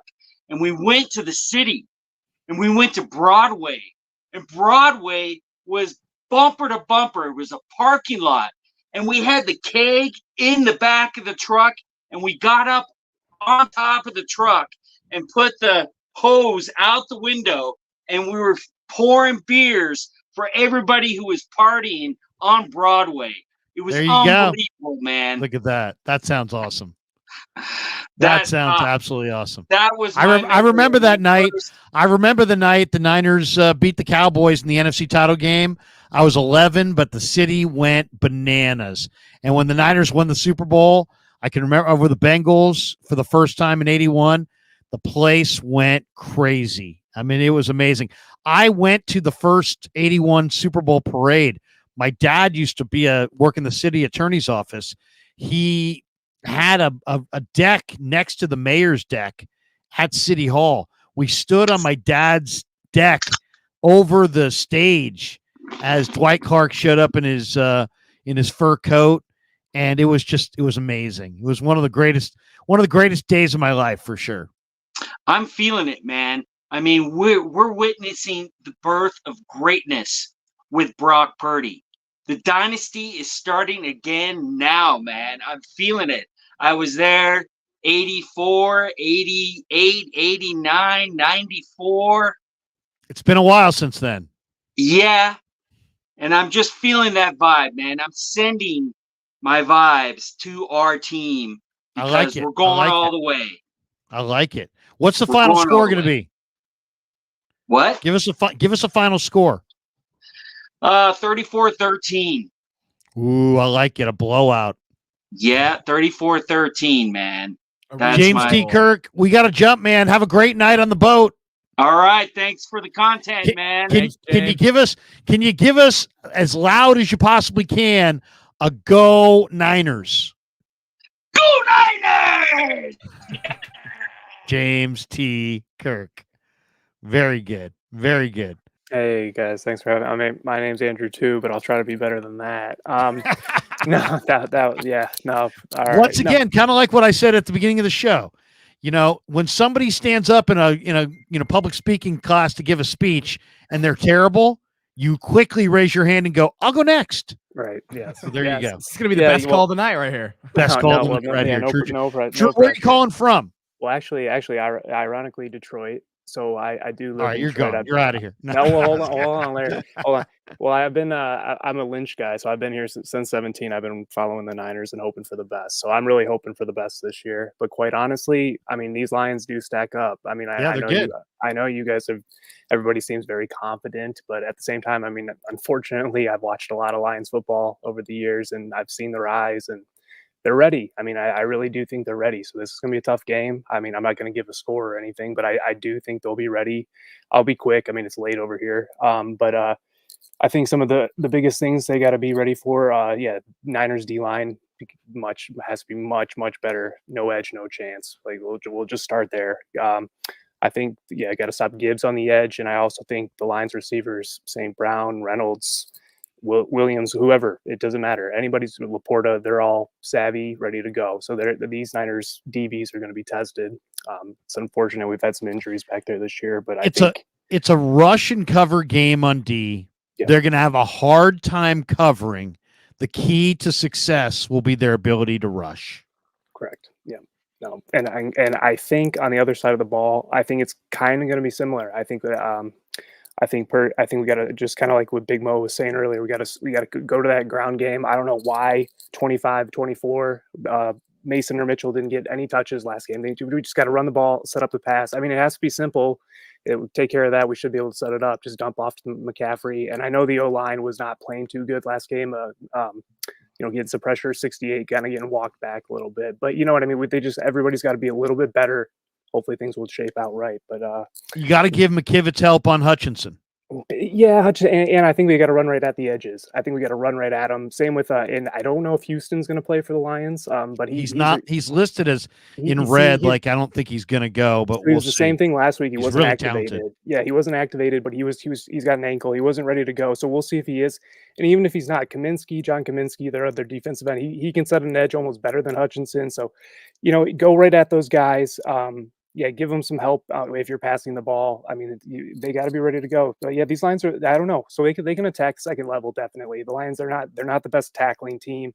They can get downhill on these guys. They should be okay. I mean, it's got to be a physical game, both sides of the ball. So it's going to be super physical. The Lions are super physical. Very I think the one advantage the Niners have is that when the Lions went to the zone, they were better against the run.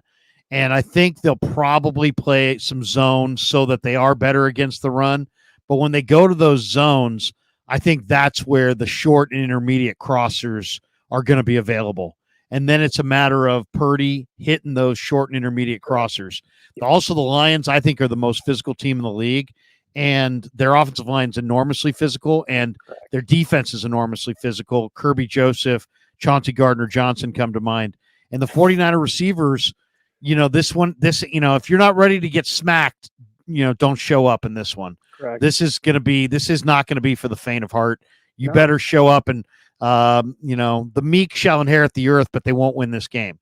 So, I personally just think I like the Niners because I think the Niners are going to bounce back with a better effort, but I'm not cocky because Detroit has 8 elite players. And they've done a really nice job.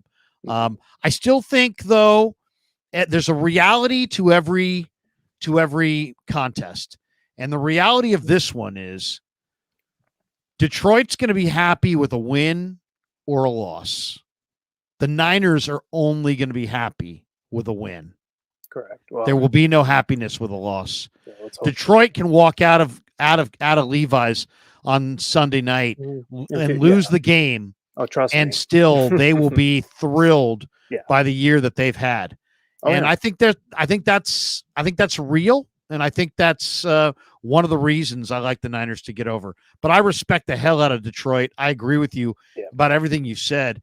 And if the Niners, I think the Niners have a really hard time stopping Amon-Ra. Oh, that's what was going to be my last thing. I think he's impossible to stop. He's super savvy. He knows how to set up leverage. Set up the head shoulders. He knows what he's doing. I mean, he knows exactly. And that's what whoever has him, whether we play quarters or whatever we do. I mean, we almost have to triangulate him like as Calvin Johnson used to get. We would be a linebacker, a corner, a safety. If we can somehow, some way, but he's going to be dangerous over the middle, as you said, and sometimes that's that area where it gets a little gray. So if he gets lost in the sauce, then I don't know. To me, the Lions have 2 receivers that have to be defended differently. You have Amon-Ra, who you absolutely have to be draped all over. Because if you're not all over him, you have no chance to defend him. And then Gibbs, you need to give him room. You need to give him room because Right. he's so explosive that he will make a move. He'll go the distance. So I'm on Raw in short yardage. You got to be all over him, and you got to bracket him and somebody in front, somebody behind. You know, you got to keep somebody in front of the quarterback, between him and the quarterback. But Gibbs, you've got to make sure that you keep him in front of you, and that's challenging too. And that's it. He's got great balance. And last thing, and I'll go. And then I saw a lot of A gap and B gap pressure for the Niners up on Goff. If you can just somehow get, it doesn't have to be anything crazy, but if you can just get him off his spot, as we know, that's going to be the difference. Because even if St. Brown does get open, right, then if Goff's just not there, if he's not on his timing, he's very rhythmic. If he's not there, that's going to be to their benefit. So let's hope that's the case. And so this will be a good game, and the people here in Detroit are they're all in. They're very excited. Are you from Detroit? I've been here for quite a while now. I've actually moved here in '97, so I've been here quite a while. But where did you move from? Were you from the Bay? I was actually born in San Diego. My dad is from Sanford, was born in Vallejo. But no, I was born in San Diego. I've been all over Chicago. What went wrong? Yeah, we say that every day.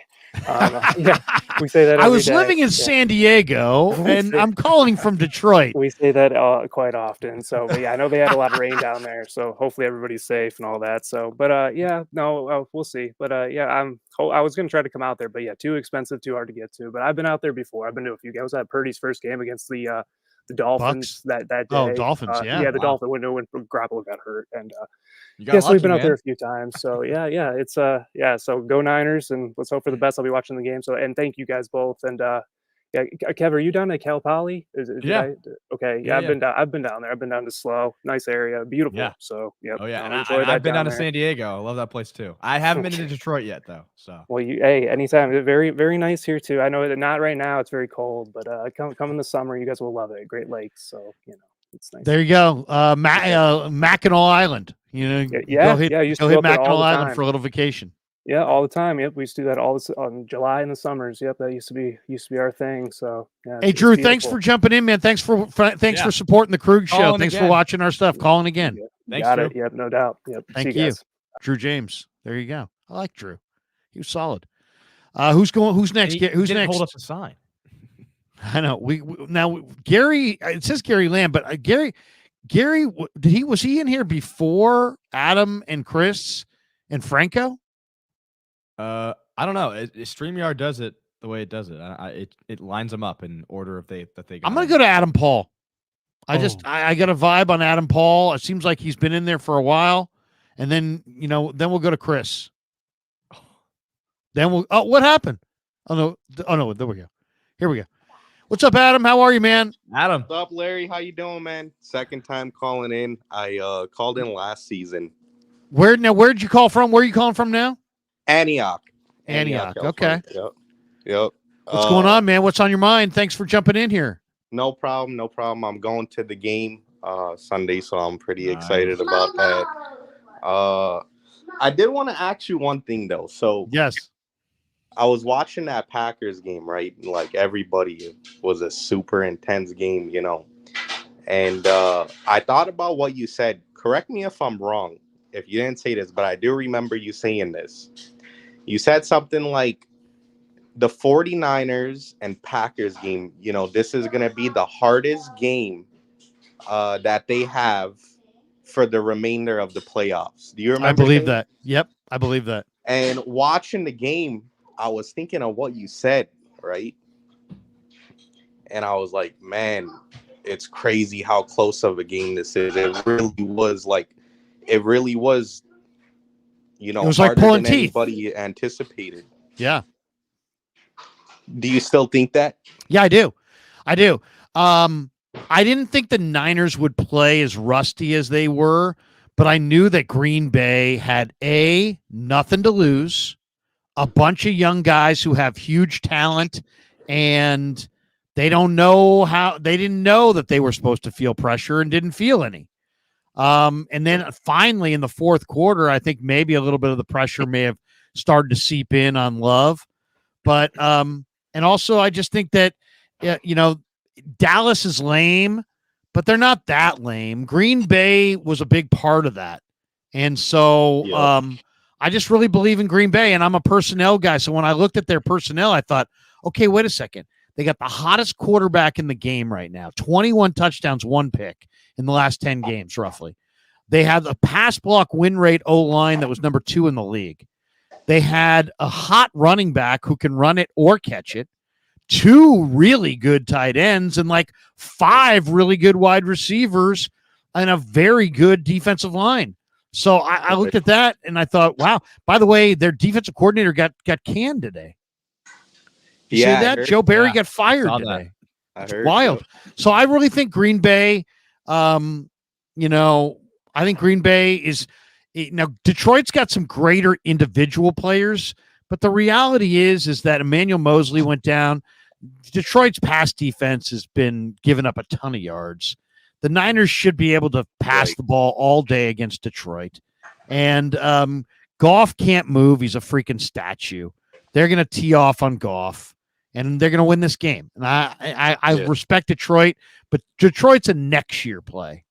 And then in the Super Bowl, Mahomes is Mahomes, but they can't really score the way they've scored in the past.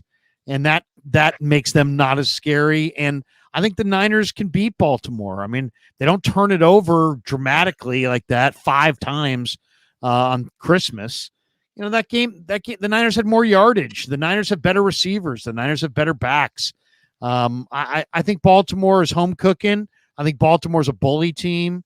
They're really good, but they're not awesome. And I think the Niners will get them at the next time around. Man, I hope you're right. I really do, man, because that sounds great to me. But I mean, if you told me that in that last game that Aaron Jones was gonna rush for 100 yards, we wasn't gonna get no sacks on Jordan Love, and we was behind in the 4th quarter, I would have tell you we would have lose that game. And Debo was getting knocked out. Debo got knocked out. I mean, everything that could have gone wrong in that game went wrong. And they would have the upper hand in special teams. Yeah. Right? All these things happened, and yet the Niners still found a way to win. Yeah, man. It was great. It was great to see that 4th quarter comeback. I definitely hope that they can pick up where they left off from that last 4th quarter drive. I know weather had a little bit to do with it. They didn't play for a meaningful game since Washington. So the only thing I know is this: our pass rush needs to get home. I mean, no doubt. It's the foundation of our defense, and it used to be the foundation of our team. And it's like, you got. Bosa said it today, Adam. He's like, hey, you know what? I mean, Chase Young, if Chase Young gets one-on-ones, he's got to win. Mm-hmm. And that's really it. Chase Young's going to get some one-on-ones. He's got to win. He's got to win. If the 49ers are going to win a Super Bowl, their defensive line needs to be the motor of this team, and Brock Purdy needs to throw 0 turnovers. He needs to not turn the ball over. Also, Kyle Shanahan, he needs to he needs to know how to adjust. He needs to know how to not get it too much into his head.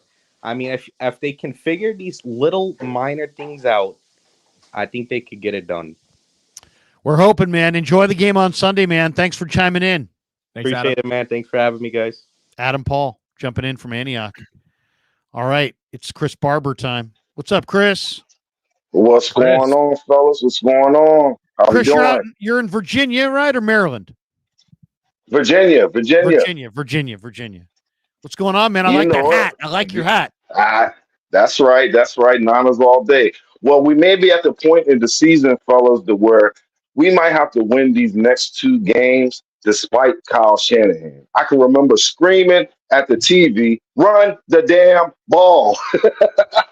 And I believe that Christian McCaffrey, what he said about the play that he would score on. I believe that was his way of telling Kyle Shanahan, "Give me the ball." I think Shanahan gets too cute sometimes, man, and sometimes you're trying to out trick the defense. Sometimes you just got to line up and play. And I think we're at a point now in the season that the players going to have to execute despite Shanahan. Hopefully, he can get it together for these next two games and put it all on the line with this coaching. Here's one. If you get the ball in the second quarter with what you think is the final possession, don't worry about the clock. Just worry about the score. Just go and score. Don't worry about giving it back to them with 1:20, 45 seconds, 2 minutes and 40 seconds. You got a good enough defense. Just go score and score a touchdown. I don't be worried. He gets too enamored with how much time do you want to leave them? Multiple masters. Do we run here? Do we waste that? No. Just go score a touchdown. And if you leave them 2 minutes, so be it. If you leave them 30 seconds, so be it. And then if you got to put your defense on the field late in the second quarter because you scored too fast, don't play a prevent. Don't play this bend but don't break crap. Challenge them and play them straight up. You've got enough defensive personnel to play everybody straight up. Go for the score. Don't worry about the time and lean on your defense. And then don't play this, we're going to give you yardage but not break. No, play them straight up and just don't send a Steve Wilkes all-out blitz and you'll be fine. Right? I mean, Definitely. I feel like the Minnesota game, I feel like the Minnesota game kind of scarred Shanahan. The way he goes about the second quarter. Just try to score. Don't put brakes on your offense to try to waste time. And, well, do we go for it? We don't want to punt back to them. Don't worry about that. You've got a defense. Play defense. Just go and score a touchdown. Don't play for field goals. Play for touchdowns. Looks like Chris froze. Oh, I thought he was thinking. Chris, are you still there? No. He froze. I think sorry, we got to, Chris. yeah. It's okay. We got to move quicker on these two. All right. Sorry about that, Chris. We appreciate you. Have a great night. All right. Who we going to? Franco? We'll go to Franco and then Gary. Franco, then Gary. Oh, sorry. You did it. Franco, what's up, buddy? Yo, Crook Dog. Franco. Hey, can you guys hear me good? We got you. Crook Doggy Dog and Kev Shiesty on a Wednesday, man. That's what I'm talking about. Call-in show time. Yes, we are here. It's a pleasure talking to you, gentlemen, this beautiful Wednesday. Well, what's on your mind, man? Give us your best point. We're going speed round. We got to get Kev back to his studies. Or your key matchup. Key matchup or your best point. All right, here we go. I want to first start off by saying that, Brock, you need to drop the glove. You're not Michael Jackson, okay? You don't need the glove. Just go out there and sling that thing. We don't need another Thriller, all right? No glove, all right? No glove. Biggest point that I need to make. If the glove doesn't fit, you must acquit. All right. Yeah, come on now. He ain't OJ. We don't need another one. Okay, go ahead. All right. Okay. Biggest point I wanted to make is this game is going to be the 49ers versus the edge on offense and defense. We need to be able to stop the edge on defense, and we need to be able to run to the edge on offense. That is the key to this game. If we can stop their edge run game, if we could just stop their run game in general, I think we'll give ourselves a tremendous shot to be able to walk out with a win on this one. But I want to see the defense step up. Where's Bosa? Bosa's playing well. He had 5 hits on the quarterback last week. It's everybody besides Bosa has got to contribute as well. Chase Young, Randy Gregory, Kevin Givens. I'll say one thing. I want to see Javon Kinlaw play over Sebastian Joseph Day. I do. I want to see Jair Brown over Logan Ryan. I want to see Kinlaw over Sebastian Joseph Day. I want to see Feliciano over Burford. Yeah, the Burford experiment is over. That that came and went. You know, I think it's time for Feliciano, the vet, to come in there and kind of handle that one. And Joseph Day's been getting a whole lot of playing time. I don't know what that's all about. So well, they like him and they're running out of guys. I mean, maybe we may even see Kalia Davis this game. yeah, hey, I would be totally down for that. I'd be totally down to see Kalia Davis. I think that would be interesting. I think he's a bit of a smaller dude, but I think he could be a little bit more mobile and chase down these runs that go to the edge. He's got some speed. He's got some speed. Yeah, with Jahmyr Gibbs, hey, I'm not gonna lie, I'm a little bit. I wouldn't say I'm too worried, but I'm not taking this Lions team lightly. You know, I think this is a team that's motivated, man. At this point, they're playing on house money. You know, I can't remember the last time they're in a deep playoff run like this. So they're playing on house money, man, kind of like the Packers. You know, so they come in and shock us, man. That'd be interesting. But I think we definitely have more than enough of a shot to go ahead and take this team back to the woodshed. You know, and give me your final score, Franco. All right, let's go. I think it's gonna be 30-24. 30-24. Yeah. Franco has spoken. Franco, have a great night, man. You guys have a good night. Franco. Appreciate you, bro. They're chanting Gary Lamb. Look at that. Larry. Look at that. Larry. Studio. Yes, Gary Lamb, Man Event Mania. Here we go. Just like both of you passed on me, everyone passed on Brock Purdy. And I'm gonna tell you what. I'm not. You know, and I'm not sure. Okay, at this stage of the game. Wait. You're a little hot right now. You're a little hot. Is there a way? Hell yeah. Is there a way to cut the mic a little bit? I don't think. Let me step back. Me step back because you know. Is that better? It's a little loud, huh? Take another step. One more step back. You know, we got to take little steps. All How's right. that? Okay. Now. That's a great mic, by the way. Yeah. Okay. By the way, where are you, Gary? Where are you calling? Where are you calling in from? I don't want everyone to know where I'm at, but I'm near the airport. Dad, not everyone's not everyone's trying to give out their location all the time, like you. You know, but I'm from the heart right now, Larry. I'm from the heart right now. You're in the Bay. I'm in the Bay. Okay. I'm from the heart, and I'm gonna tell you, you know, just like you, as soon as I seen Brock Purdy play against Minnesota in the preseason game, I'm like, this guy, he's got a noodle arm, but he could play. Well, like he knows how. Not all quarterbacks know how to run the system, Larry, and that's a big thing for me.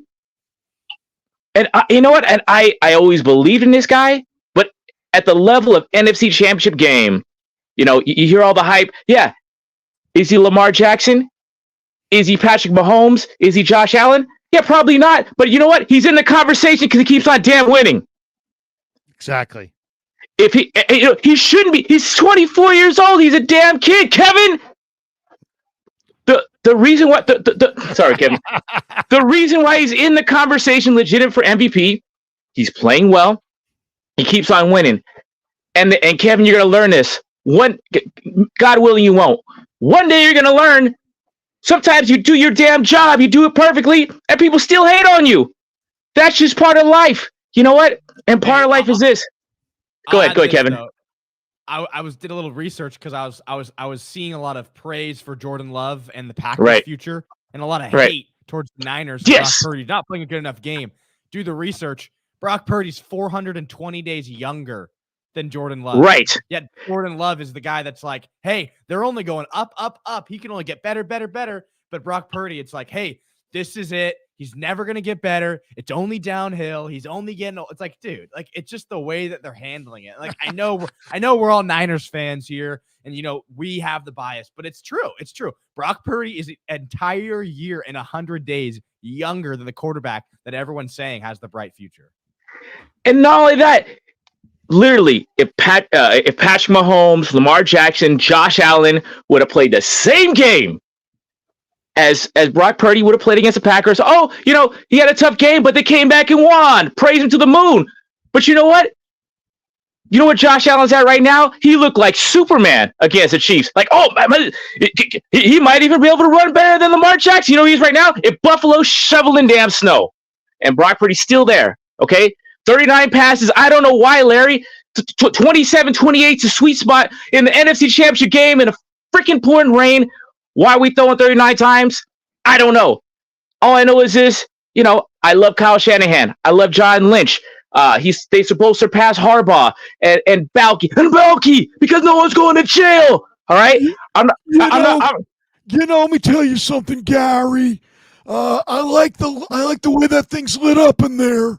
You clearly tore your ACL putting those lights on the board, but I wrote a name down in an envelope. It says Gary Lamb, and I was going to draft that cat in the 4th round, but I went with Marcus Lattimore because I felt like his knee was destroyed, and he would be better for our team.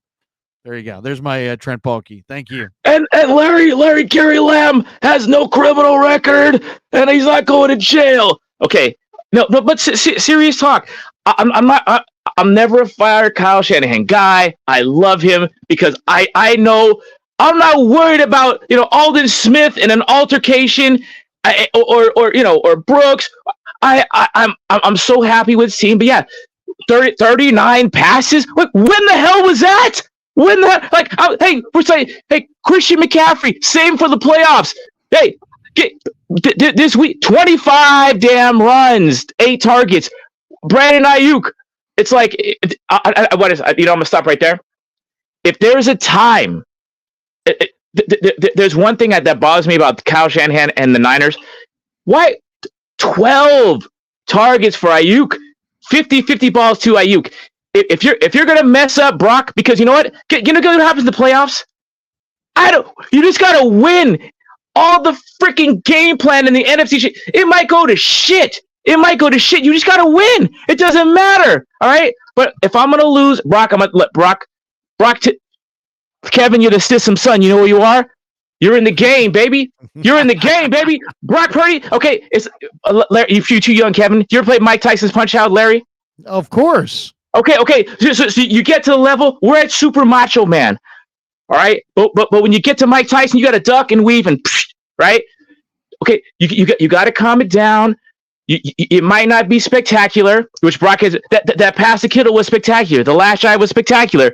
But in the middle, sometimes you got to bob and weave and just do what you got to play within the system. You're going to get your ass knocked out. Josh Allen looked like Superman. His ass is knocked out. You know what I mean? You just got to win. You don't know how it's going to go. The game plan might go to shit. You might have a game plan for Debo like we did last week.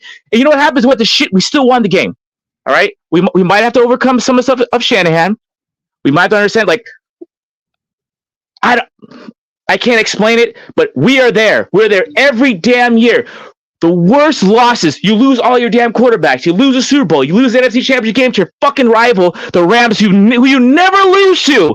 The worst, shittiest losses, the Eagles are dead to rights. One little loss against the 49ers, and they're freaking dead. We thought they were going to be a perennial contender. They're gone now. We are still here because of Kyle Shanahan, but we got to give a brother some help, all right? I'm not sure if I'll be true. I'm not sure if I believe because you got to win to fucking believe, right? You got to win. You got to win to believe, but I got their damn back. Hard, win, lose, or draw. I'm a fucking 49er faithful. I believe in Brock, and I'm tired of the bullshit. All right. The tired of bullshit. There's a lot to dissect there. There was a lot there. That was Gary Lamb, everybody.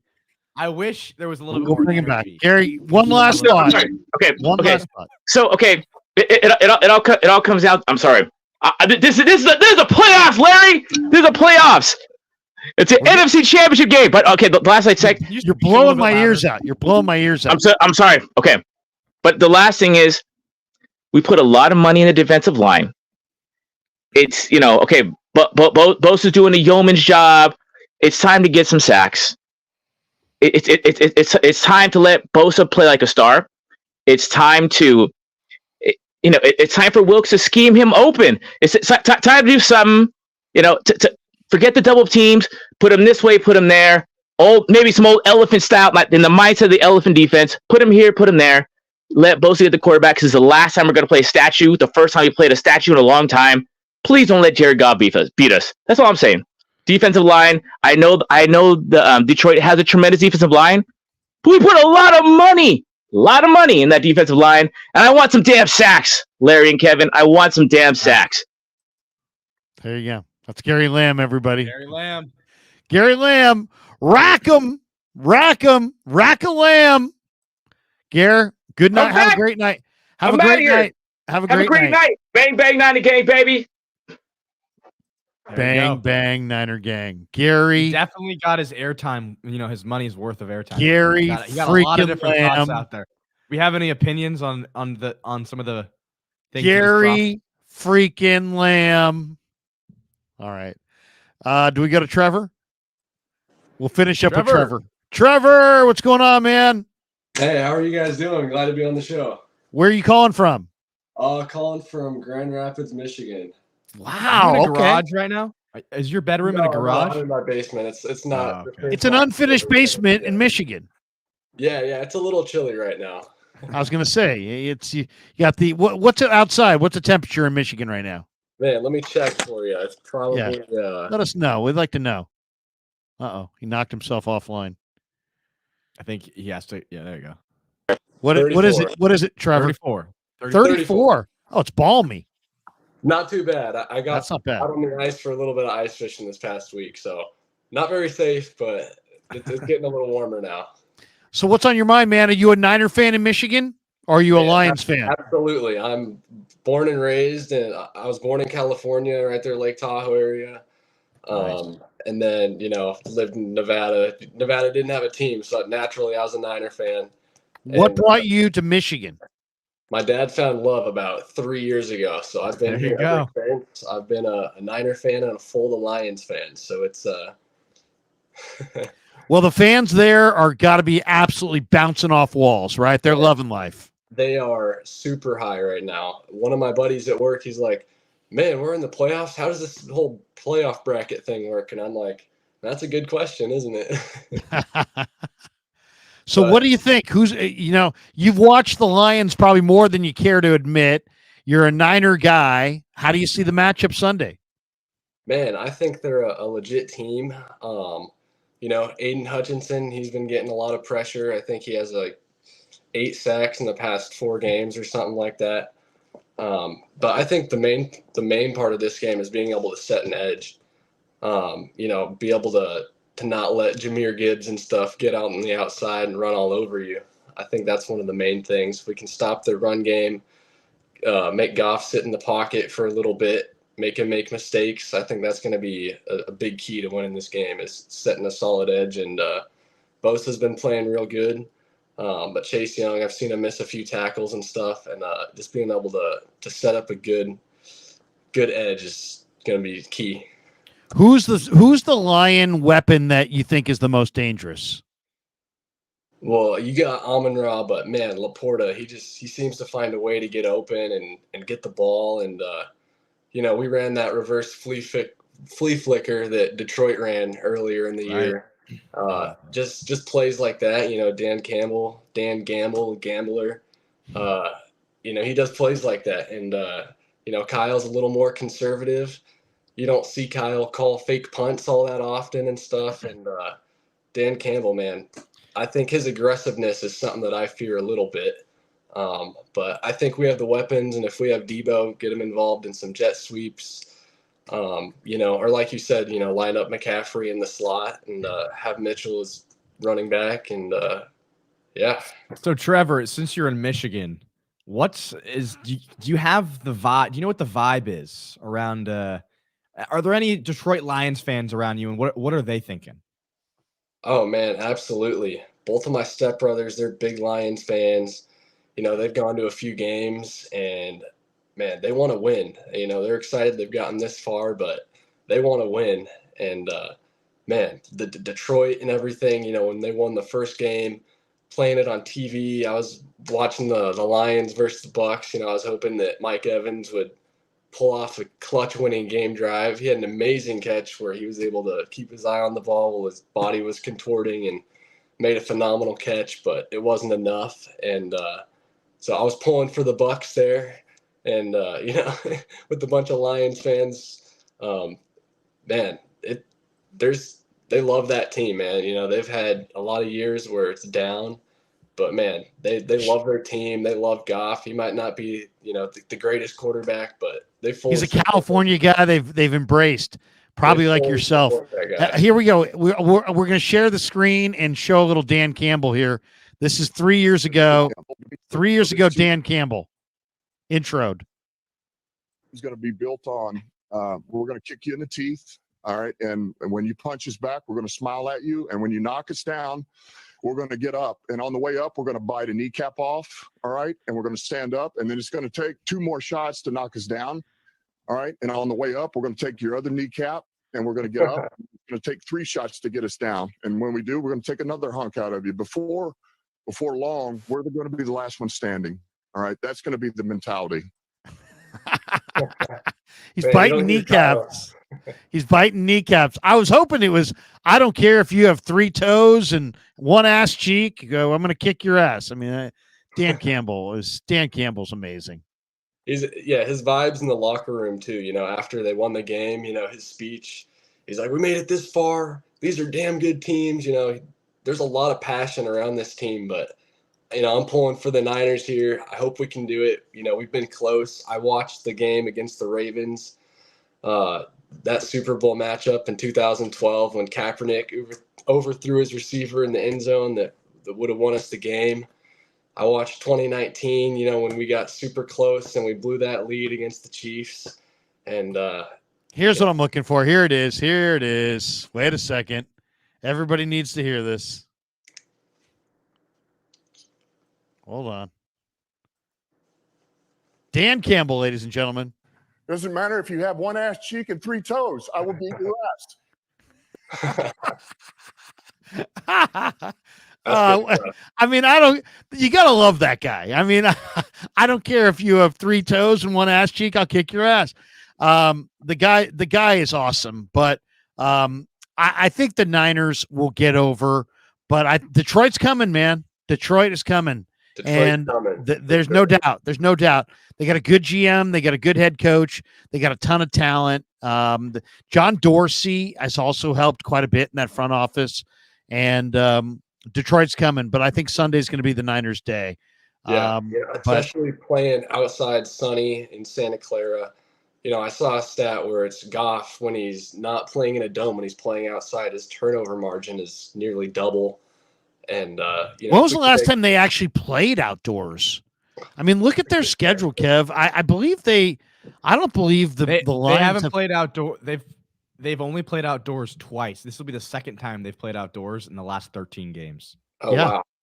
Wow. So they're not used to playing outdoors. We'll see. I mean, it's a good football team for sure. They're not going to lie down and die, but not having their left guard, Greg now being not 100%. I think Armstead and Hargrave will own inside. And if you can pressure Goff in his face, you can beat Goff. Yeah, I like the idea of lining Bosa up on the inside too for some inside stunts. Yeah, that's a good idea. Maybe even some A-gap pressure from Warner and Greenlaw. Yeah, I even think you know, disguising some coverages, mixing in zone with man, and you know, dropping a corner like Lenore, how physical he's been. You know, that hit on Swift, you know, he's the next most physical guy next there to Dre Greenlaw, and maybe get him on a disguised blitz or something. But I think that's going to be a key, is setting an edge for sure. What's your final score Sunday? Man, I think it has the potential to be a gritty game, and I also think it could be a blowout. So I'm going to hope for a blowout. I'm going to say 31-17. Nice. I like that. I could see. If you asked me to make a prediction, that would be my prediction as well. I think last week I predicted Niners would beat Green Bay 24-17, and they won 24-21. This week, if I was going with it, I would probably go with what you just went with right there, 31-17 Niners. I think you're spot on. I really do. I think the Niners are going to score roughly 30. They're going to bounce back. I think the Lions are going to look good at times in this game, but I'm thinking they're going to get maybe 17. If it was 31-24, it wouldn't shock me, but I'll say 31-17 or 31-20, something like that. I think is more on, right on the money. I also hope Purdy has like an amazing game, something, he's never going to get all the credit that he deserves. And it's a shame, he's such a humble guy, God first and everything like that. just an incredible dude, and I really hope that eventually he'll get his flowers from guys like Nick Wright and. Those I doubt it. guys are professional haters, man. And it's like, and the Ryan Clark one was especially weak. I lied to you for a year pretending, That was the hardest thing I've done. Yeah, it's the hardest thing, all this melodrama.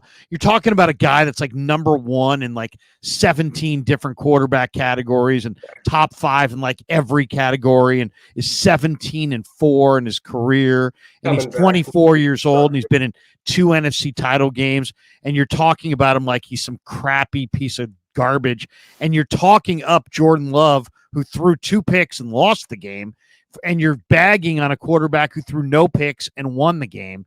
It's just, it's sick. And you know what? I hope Purdy wins the next 2 games big so we can just shut those guys up and make them look stupid. Yeah. Because that's really, they will look stupid. Everybody who ripped Brock Purdy is going to look really bad in 2 games from now, in my opinion. He doesn't even need to be perfect, but he needs to have a few moments. We were talking earlier about it's the moments that make greatness, and a few of those moments would be, pretty legendary. Hey, Trevor, thanks for jumping in, man. Have a great night. Thanks for watching us in Michigan. We appreciate you. Yeah, absolutely. Go Niners. Go Niners. I love it. All right, let's go star chats, and then we will bolt for the door unless Kev's got another idea. Daryl Granville. LK, how confident are you in our linebackers covering Detroit's tight end, Sam Laporta? Real confident. Niners have Fred Warner. Warner's the best cover linebacker in the game. I feel good. I feel good about that. But I love Laporta. When was the last time you can remember a tight end dominating the Niners? Kelsey last year? I don't know. Gosh, that's a good question. Maybe Waller, maybe? Did Waller have a big game in one of those in the Raider game? No. I had Waller on my fantasy team. He never had a big game. He never had a big game. Kraft and Musgrave made a number of plays. Yeah. Matt says, was Green Bay playing a heavy box against the run after Debo went out? Is that maybe why we threw so much, trying to give Kyle the benefit of the doubt? I'm sure they were at times, but it wasn't like it wasn't noticeable, at least. I'm going to watch the game again after the show, and I'll have more information on that tomorrow. But yeah, I'm sure they were at times. But still you gotta find a way to, the offense oftentimes dictates to the defense, and not the other way around. So, I mean, spread them out. Maybe that's why Kyle went empty as much as he did, because they were having so many guys in the box and he was trying to create space and spread them out. KR says, great job, Larry, especially the Debo shoulder questions. Thanks for all you do, man. You're the best in the Bay. Thanks for telling me Elijah is with an E and not an I. There you go. Thank you, KR. Appreciate you. Micah Cervantes, is Wilkes our issue on defense, or is it something else? Feels like it's fallen off, even though we have talent. Can this D win the Super Bowl?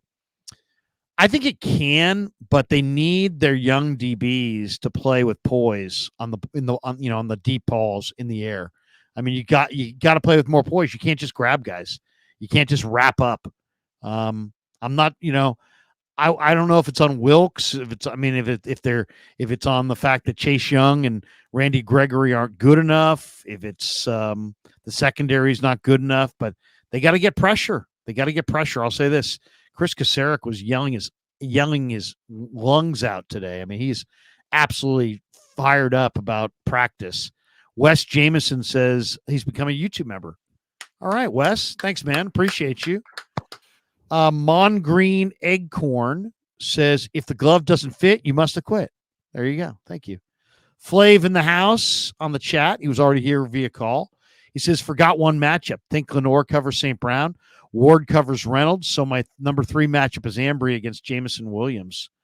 He can torch Ambry, but only if Goff has the time. Goff won't. 33-17 Niners. It's kind of the way I see it as well. I'm not sure. I think the Niners may, play Ambry or play Lenore inside and Ambry outside all game, and just if St. Brown goes inside, he'll get Lenore. If he goes outside, he'll be out there with Mooney. That'll be my guess. Let's drop with this one. Drop top 702. Niners going to seize the Motor on Motor City this Sunday. Jack Flav says the Lions' only hope of winning. This is if Brock Purdy plays bad. Gibbs can run the ball. Campbell has tons of YOLO fourth down conversions, and Debo doesn't play. 33-17 Niners. See my previous super. Yeah, no, I agree. I think Purdy's going to bounce back and play well, too. And we got this one. Brock Purdy was tentative, and still Kyle had 39 passes. Why? Yeah, I mean, I against a team that's run defense was 28th in the league, fourth worst. Make it make sense. And the last one, Niner Bang, he's 35,000 subs. Congrats, Krug. Congrats, Kev. That's right. Kev, today, while we weren't looking, I looked up, and I'm like, yeah, I know we're getting close to 35,000 subs.